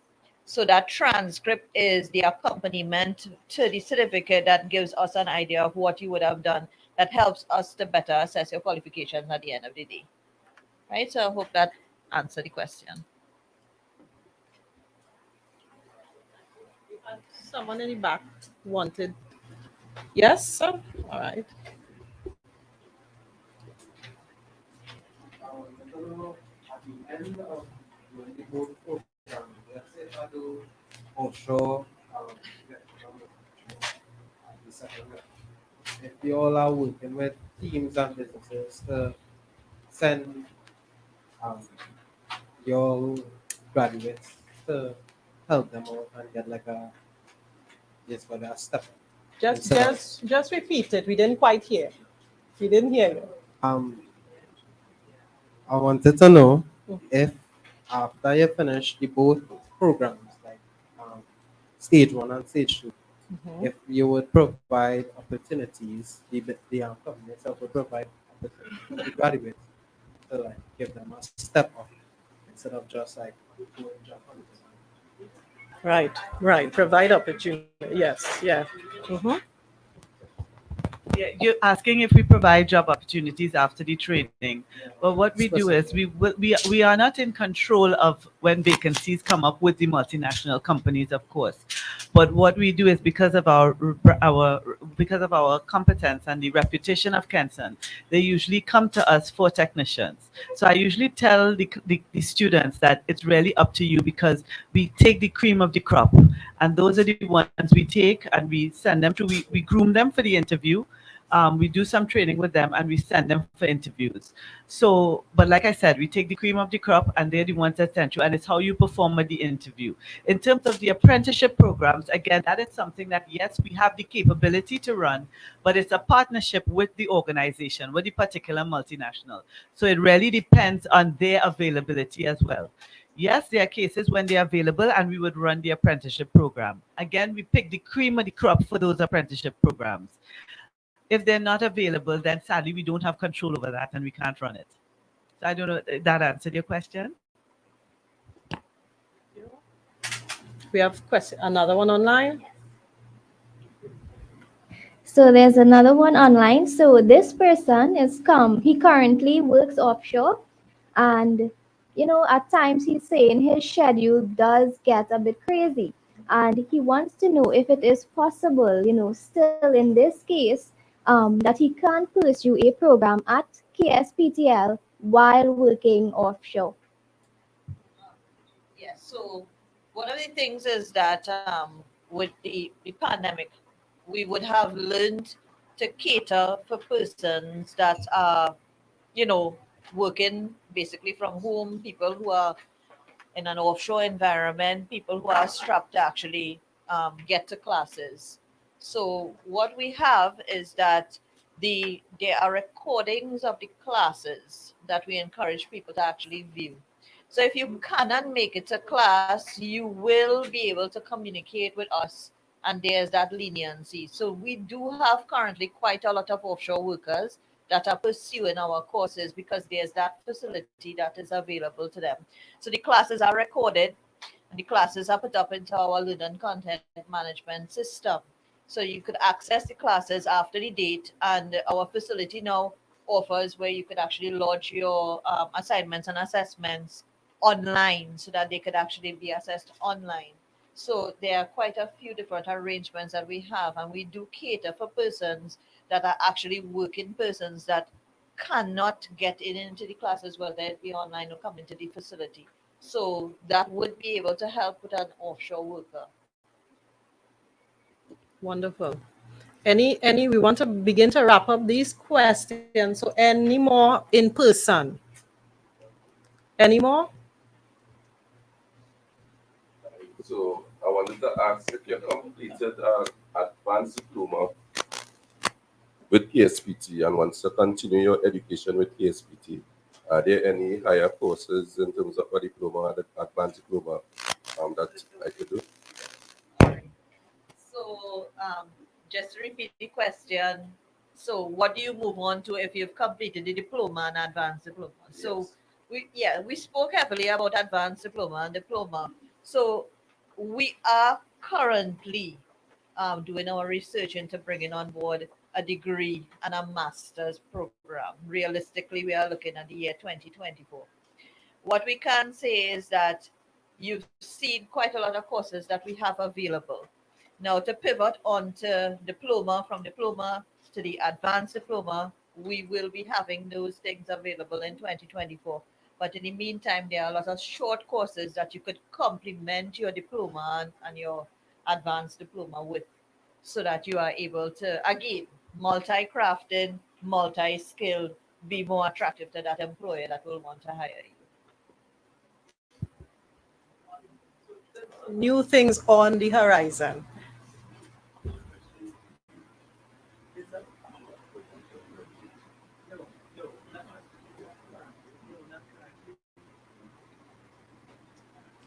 All right.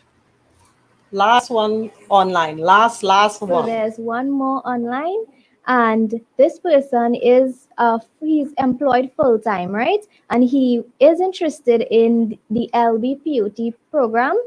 He wants to know how much of class time, he would have to if physically be here just because, being employed full time. The LBPOT, which is the Land-Based Production Operator Program, which is in the Advanced Diploma Suite, is a program that is run on Sundays. And on Sundays, there are two sessions that are held from 9 to 12 and then 1 to 4. And that is intentional because it is the Advanced Diploma Program. We know that people would be employed. Therefore, we run it on Sundays only so that a person who actually works during the week and probably up until Saturday would be able to fit into a class that is run on Sundays only. And again, there's the same facility available where all of the classes are recorded. So even if you miss out on that Sunday class, you would be able to benefit from the teaching experience that would have happened as well through that recording. So that addressed the question. Thank you so much. I'm excited by the number of questions that we got. I want to thank the panelists and the group of ladies here for answering all those questions that we got, and thank you for asking those robust questions here today.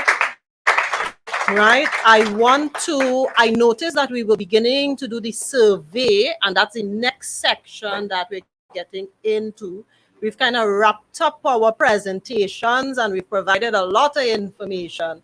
And we do have, if you got the agenda, on the back of the agenda should have a very short survey for you to answer. We would love for you to answer them and pass it on, right? Everybody got one, right? Because I know persons came in a little later. Yes, got it? Right, good. And online should have gotten an electronic version of the survey, right? Of course, there is an opportunity to win, once you complete the survey, a TGI voucher. So we urge you to complete the survey. Feedback is always important, right? So that we could always continue to improve what we do. So we appreciate you taking the time. It's very short, it's easy. We just want your honest opinion.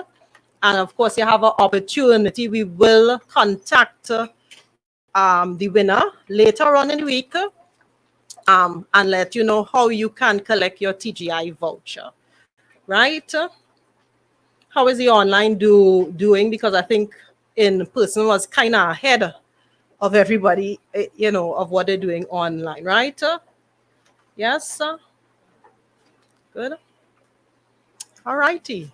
So we kind of wrapping up. We still have some giveaways, of course. We want to encourage persons to stay and to talk to all the individuals and all the companies at the booths. But I want to run straight into another brand giveaway, and I want to invite TechU, Mr. Ricardo Albert. Are you here with me? So Mr. Albert will give us a little bit of information on TechU.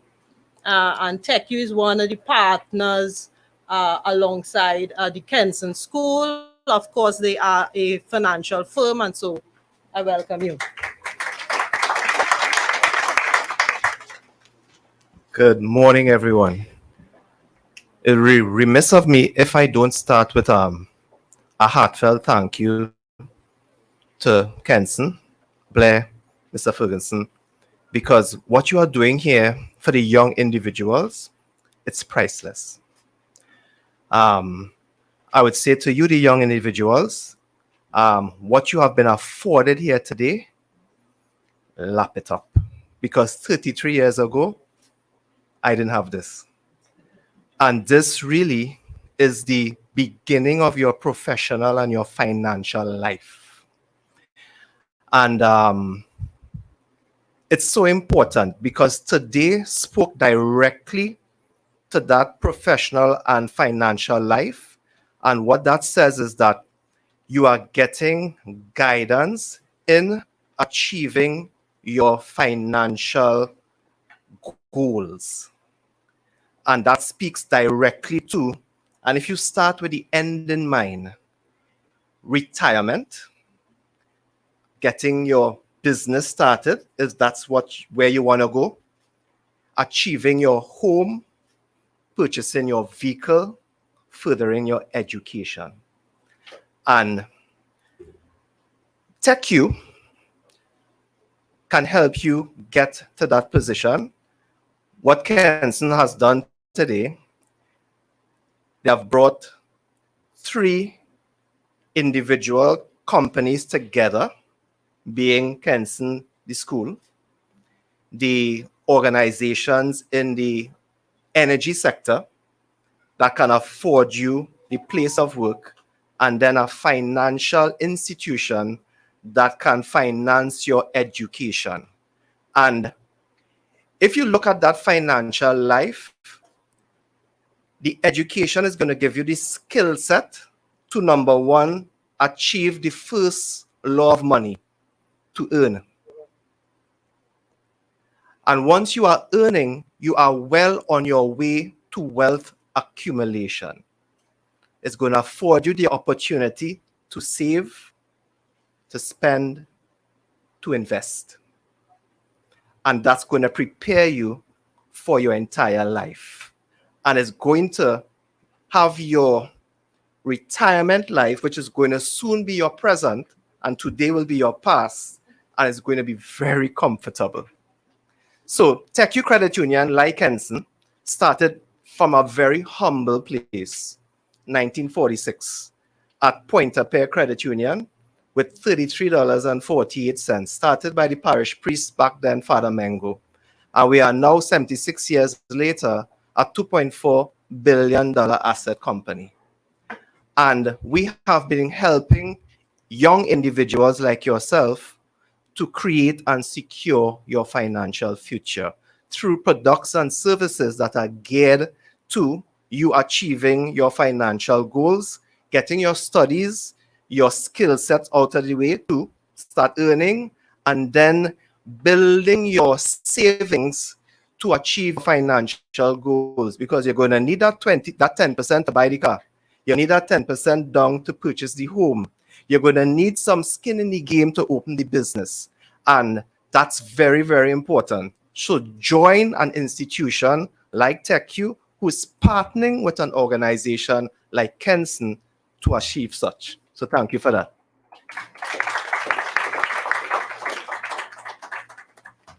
So thank you so much, Mr. Albert. Of course, we have a giveaway. TechU has a prize here, right? They do? Okay, you can come back on my this side here. So for those persons in attendance, your chair that you sit on is important and valuable to you, right? So we want you to reach under that chair. And if you're able to pull out something very special, you will be able to win this TechU hamper.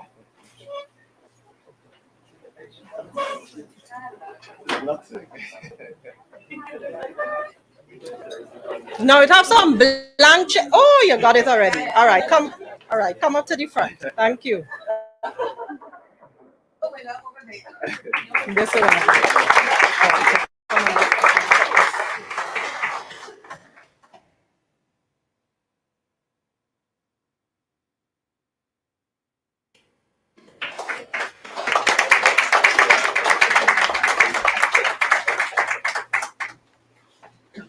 All right.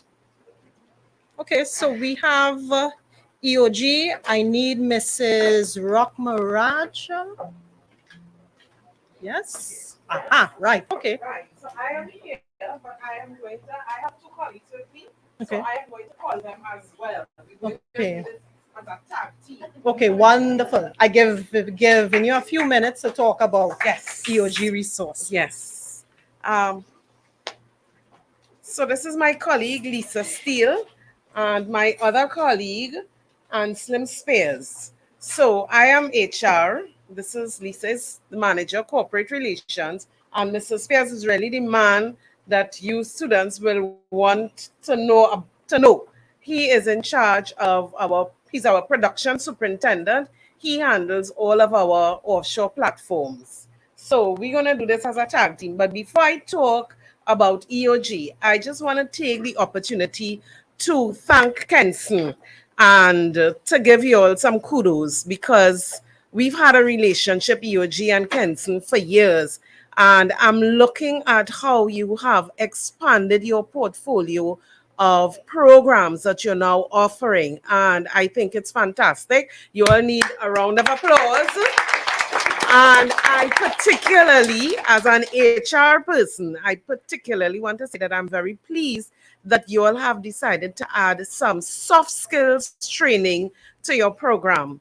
I remember reading an article on LinkedIn a couple of weeks ago, and the gist of the article was that some managers are hired for their technical skills, but are fired for their lack of soft skills. So I really want to commend you all on adding that to your range of programs that are offered. So I'm going to turn you over to my colleague now, who's going to start you off in terms of EOG.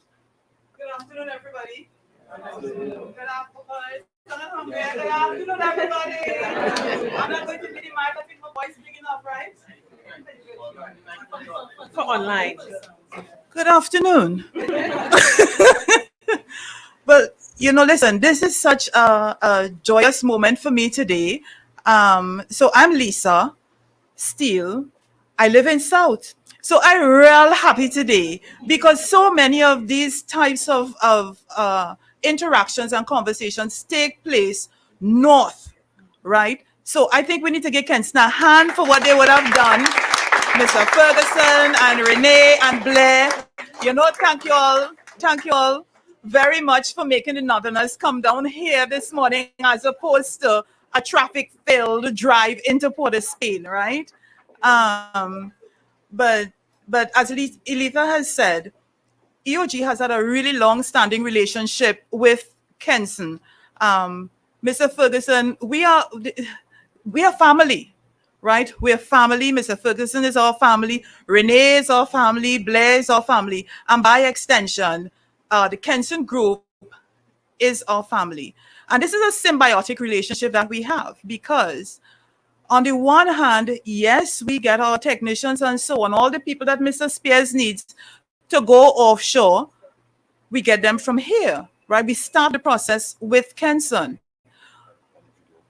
So we need them. But on the other hand, for Kenson to continue doing what they're doing, they also need us. And that is what a family is about, How do I help you for you to then be able to help me? And so that's the relationship that we have enjoyed with this company. So for the young people sitting here, the excited people, the inquisitive people, the searching people, here, whether you are here in person or you are online, EOG real unique.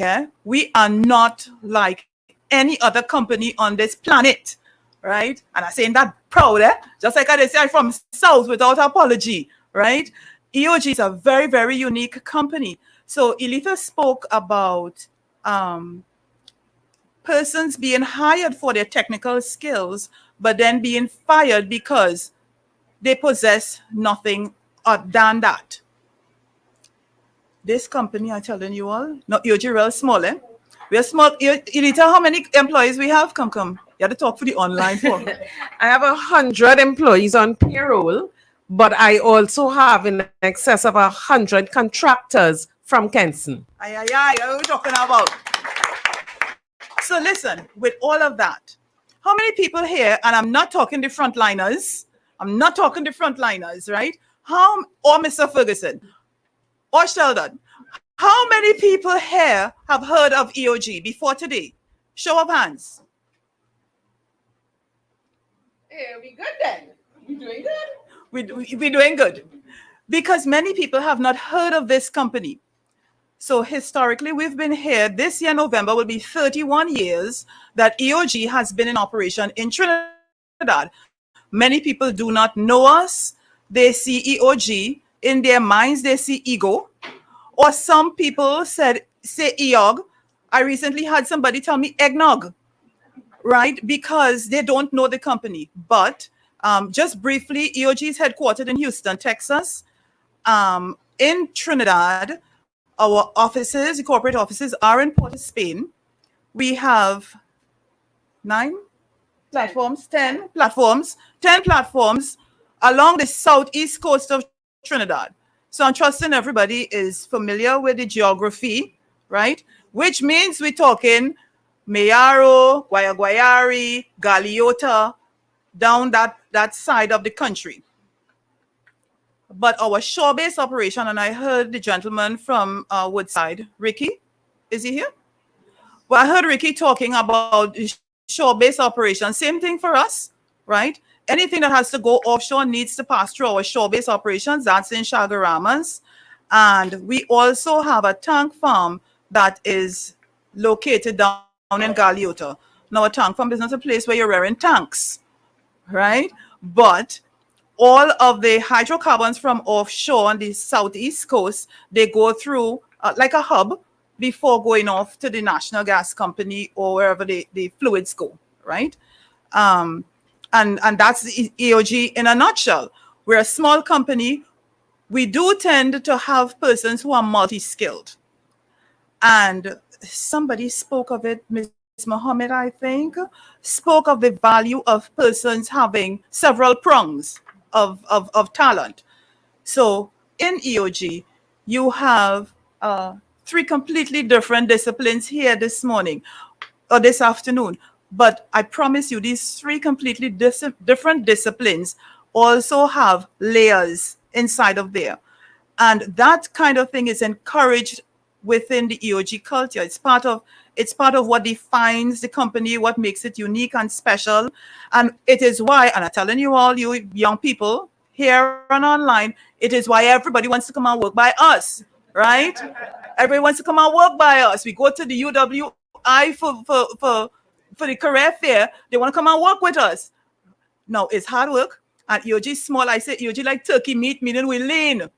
We don't have anybody to send home when things get tough. When times get tough, you take your belt, you buckle it, you pull the strap tight, and you hold the reins steady, knowing full well you're going to come out of that one day, right?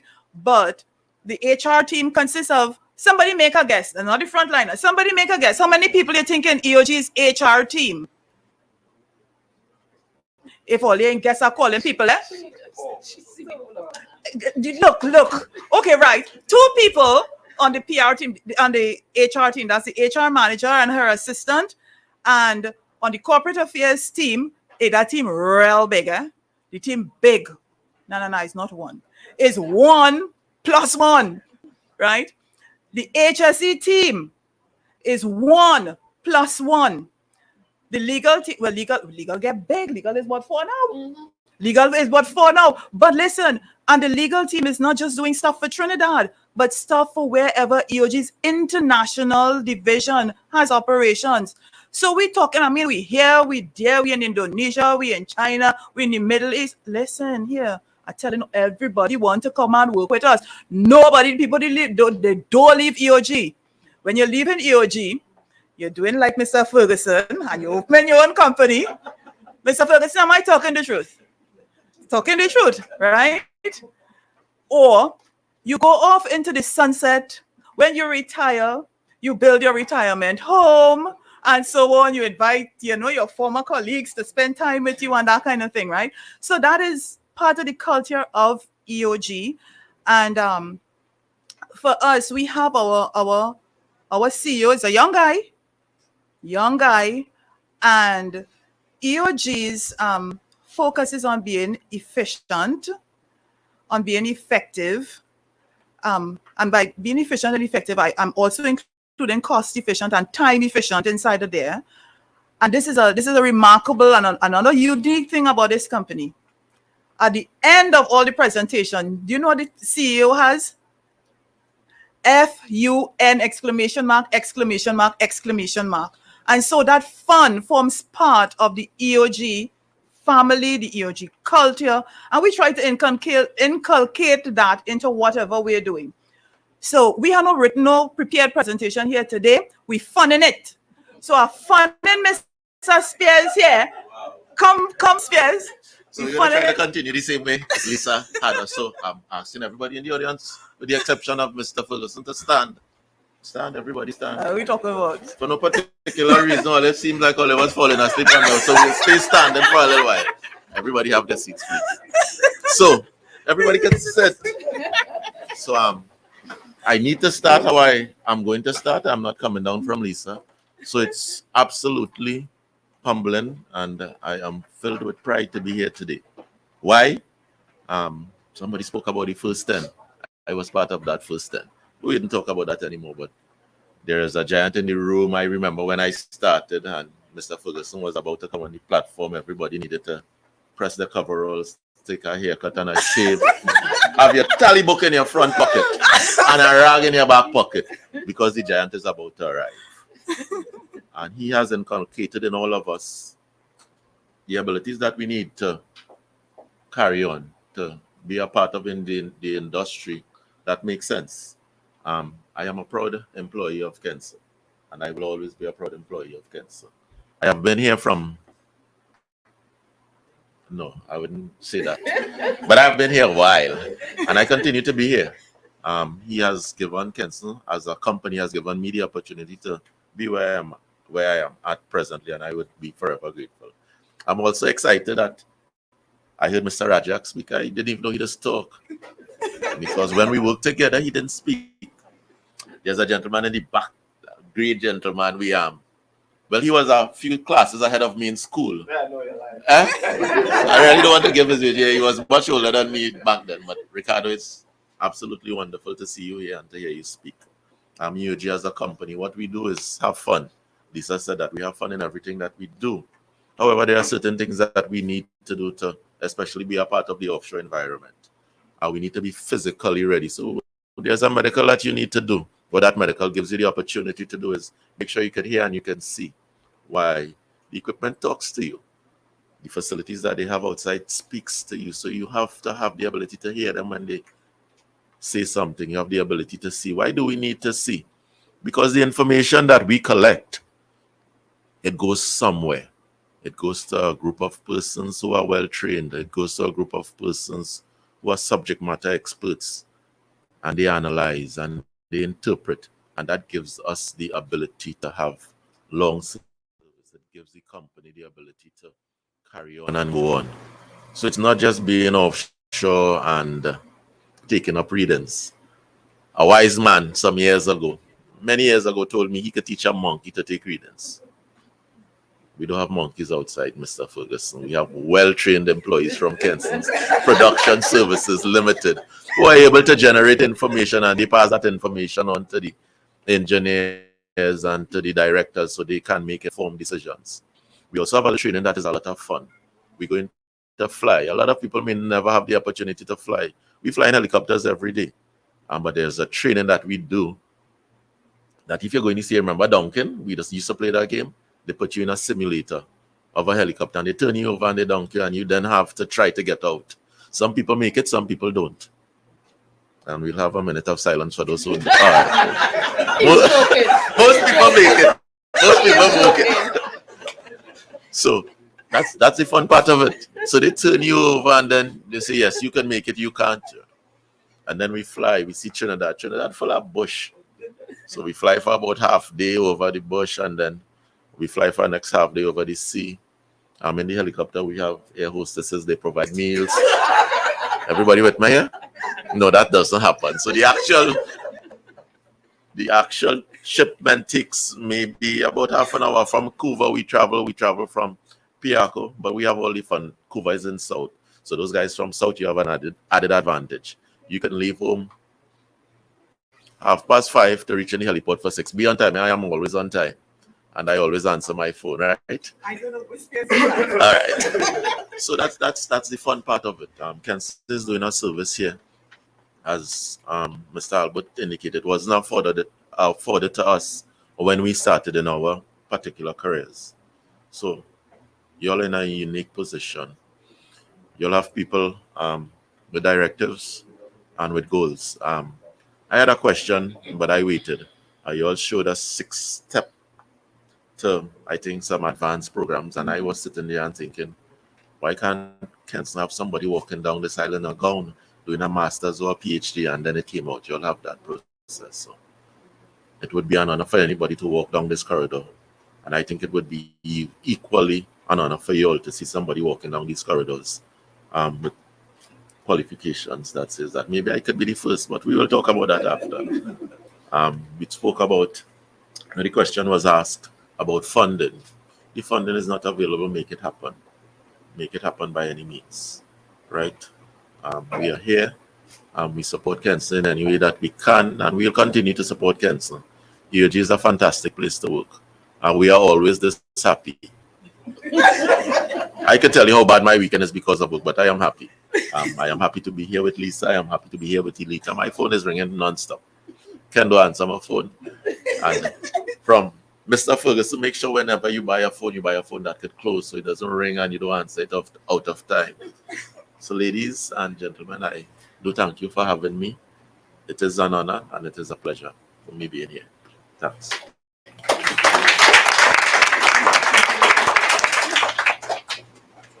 Thank you. Don't go anywhere yet. Don't go anywhere yet. No, you're just looking handsome. Right. So, all right. So our last giveaway is one for those persons who are online, right? And of course, it will be from EOG Resources, and this is the fun place to work. The fun place to work. So here's what we need you to do for those persons that are online. We need you to type in the comments hashtag Kenson School. I'm not going to spell it, right? I think they're going to see this. So it up on the screen enough, right? So we need you to put that in the comments as quickly as possible so that we will be able to pull you electronically and we'll be able to spin a little bit of a, well, not I guess it's a dash, right? We'll see it on the screen and we'll see the winners relatively immediately, right? So hashtag Kenson School in the comments, and then we will draw for EOG Resources token of appreciation. Fun. You look like we're ready. Yes, sir? Not as yet? No, they're still pertaining Kenson School. All right. Just a few seconds again. A few more seconds.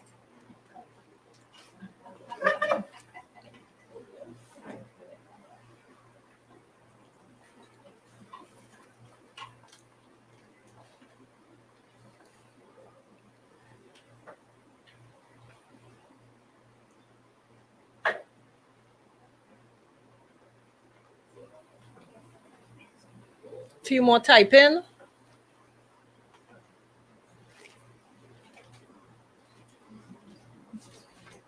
Mhm.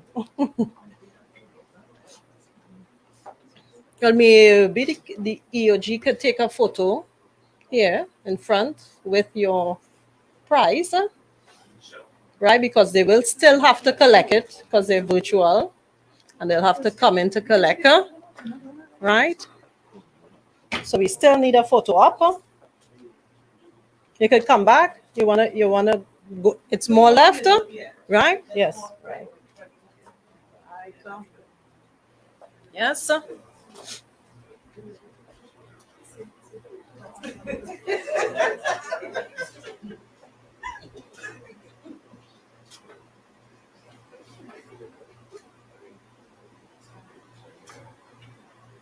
All right.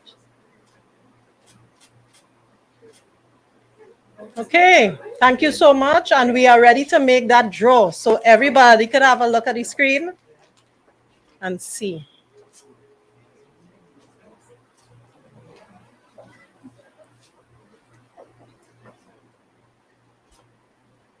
All right. Daniel. Right. Okay. Yes, that's a good idea. You could go back right in front of the screen. Can you put back up the winner? And we just take a quick photo. Yes. Wonderful.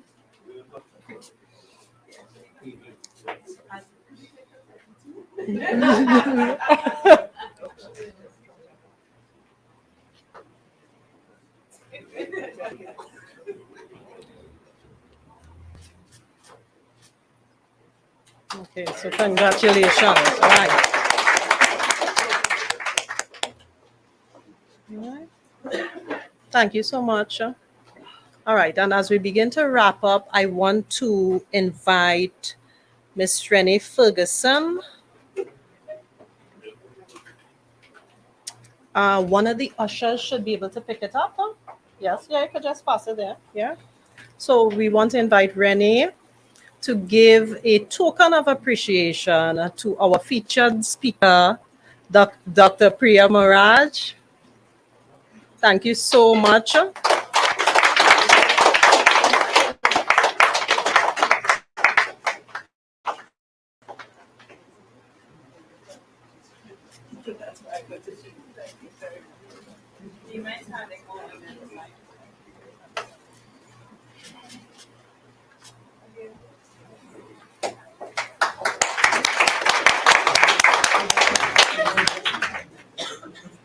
All right. So as we close, I just want to a couple of things to say, and just to make sure that I didn't miss out anything. Of course, we have booths for persons to definitely, to reach out and to really to partake in, right? And really to go and to have a discussion, right? We had corporate clients here in terms of EOG resources. So thank you very much. We had Woodside Energy. Thank you very much. Not Cece and Ricky. Is Ricky here still? No? I want to thank you. And of course, for TechU, I see TechU in the bank as a financial institution. Thank you very much. I don't think I had listed and mentioned that you all were a part of this, amazing day. To me, as well, I want to thank what came through here today: fun and legacy and family, and really a wonderful environment for learning and technical learning. And that's what came through for me today. And so I want to thank everyone from the Fergusons to all the speakers, to all the participants, to Kenson team, to persons who were here. And I know all the Kenson employees who have worked very hard to put this together. I say thank you. And of course, we appreciate you. And have a great rest of evening, a great Saturday. Take care.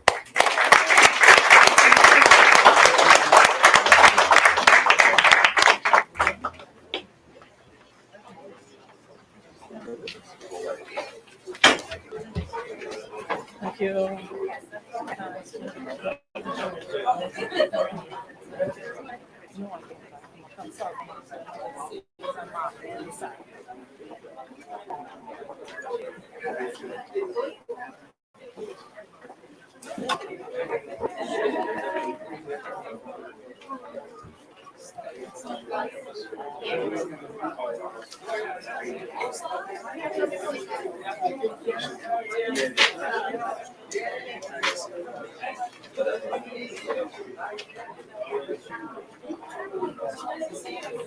Just making one announcement. One announcement, folks. I don't think the mic is on. Is the mic on? Mic on? No, it doesn't sound like it's on now. Testing, testing. Okay, so one announcement: refreshments are right down the corridor in the immortal room for so persons that want something to drink or eat. You could have some refreshments. Okay, thank you.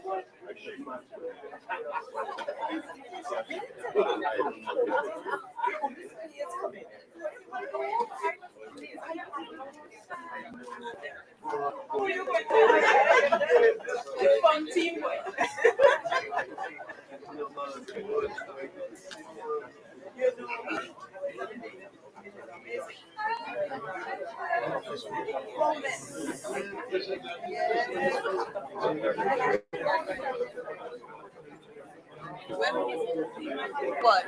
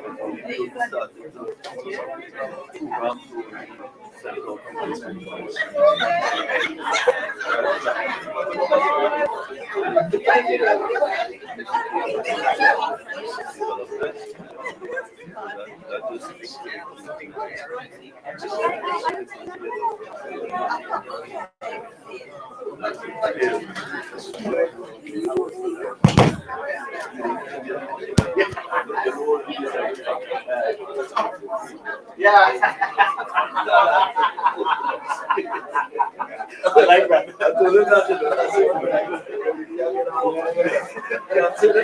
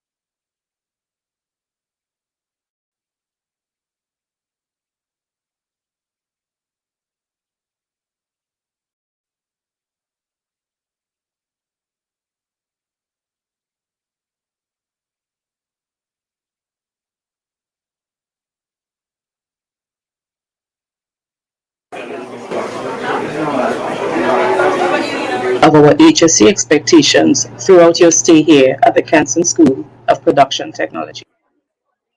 Emergency response.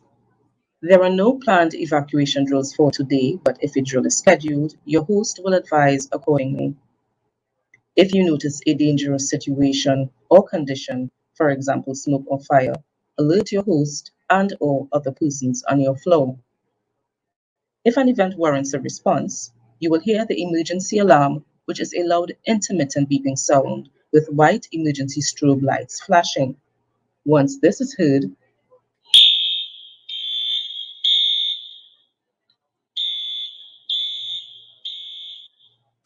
cease all work and immediately proceed to the muster point in an orderly fashion.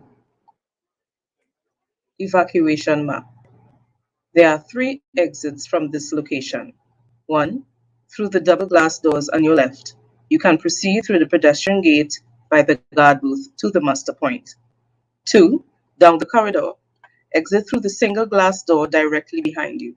You then head in a northerly direction and proceed through the pedestrian gate to the muster point. 3.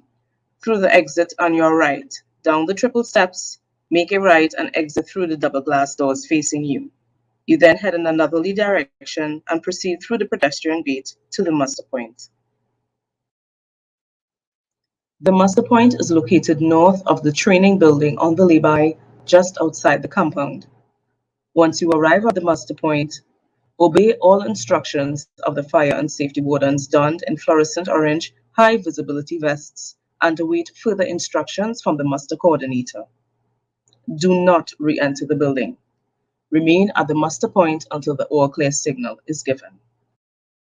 Welfare facilities. Washroom facilities are located on the ground floor of the building. Male and female washrooms are located through the exit on your right, down the triple steps, and on your left. The door is clearly labeled. Remember, personal hygiene is of utmost importance to prevent the spread of bacteria. Please ensure to wash your hands in the restroom provided after each use. Smoking is prohibited within all buildings and it's only allowed within the designated area. This is located on the southern end of the training building and is easily identified by the signage on the wall. Please use the appropriate receptacle provided for the disposal of cigarette butts. Thank you for your participation in this very important briefing. And remember, safety begins with you.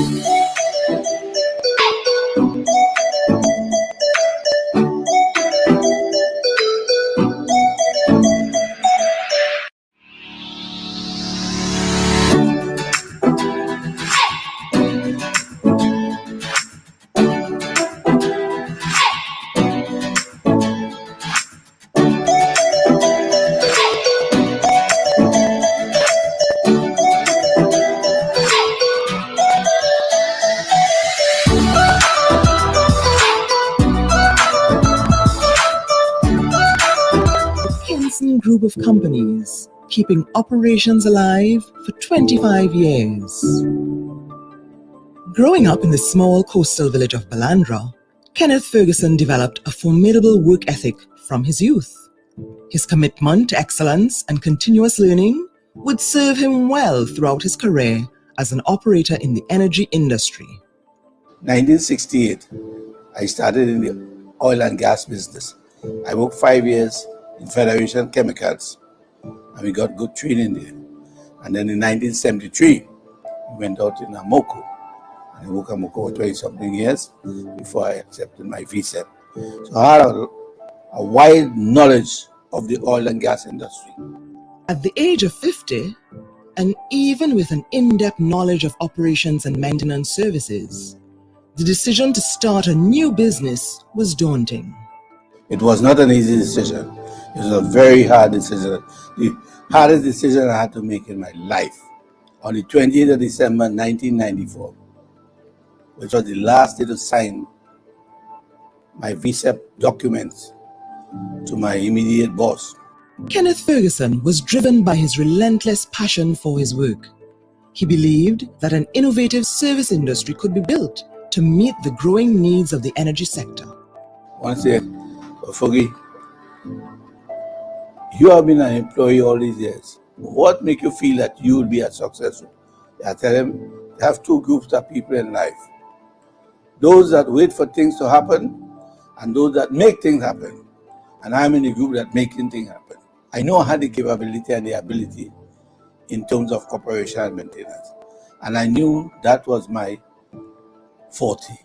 I knew what was expected of a service provider for operational maintenance on a platform. I told myself, well, that is the service that I'm going to be providing to the company, the multinationals. From its inception, Kenson established a reputation of performance and safety to the highest international standards. When I first started in January 1995, the first company I worked for a short while, maybe about 6 months, was a company called Marvin. There were 2 wells on that platform. I was shut in for about 3.5 years. And in a week, I had both of them flowing. And new technology. That spread like wildfire. Your record and the performance speaks for itself. Basically, that speaks for me. And companies had to go and go. Having had a long and distinguished career in energy and business, Mr. Ferguson has some advice for future entrepreneurs. You have to know what is your speciality. You have to love what you do it. You have to be committed. You have to be honest. I had options to go the easy path, but I didn't choose the easy path. In reflecting on Kenson's journey over the past 25 years, Mr. Ferguson is thankful to God and the many people who have assisted in making his vision a reality. Even though we have worked hard to build this business, I think a lot of it depended on the assistance that I got from Almighty God. I thank all the employees, past and present, for their contribution towards the growth and development of Kenson over the years. My clients, I want to thank them for having the faith and giving me the opportunity, particularly anyone know EOG Resources. Mr. Ferguson is especially thankful for the love and support of his family. He is confident in their ability to continue leading the Kenson Group into the future. And I think I was very fortunate to have a family that could fit in. They have a good platform. They have a very good platform to continue the process. Understand? I'm happy to know that I can walk back, play my golf, do what I want to do. I am leaving a good legacy for them.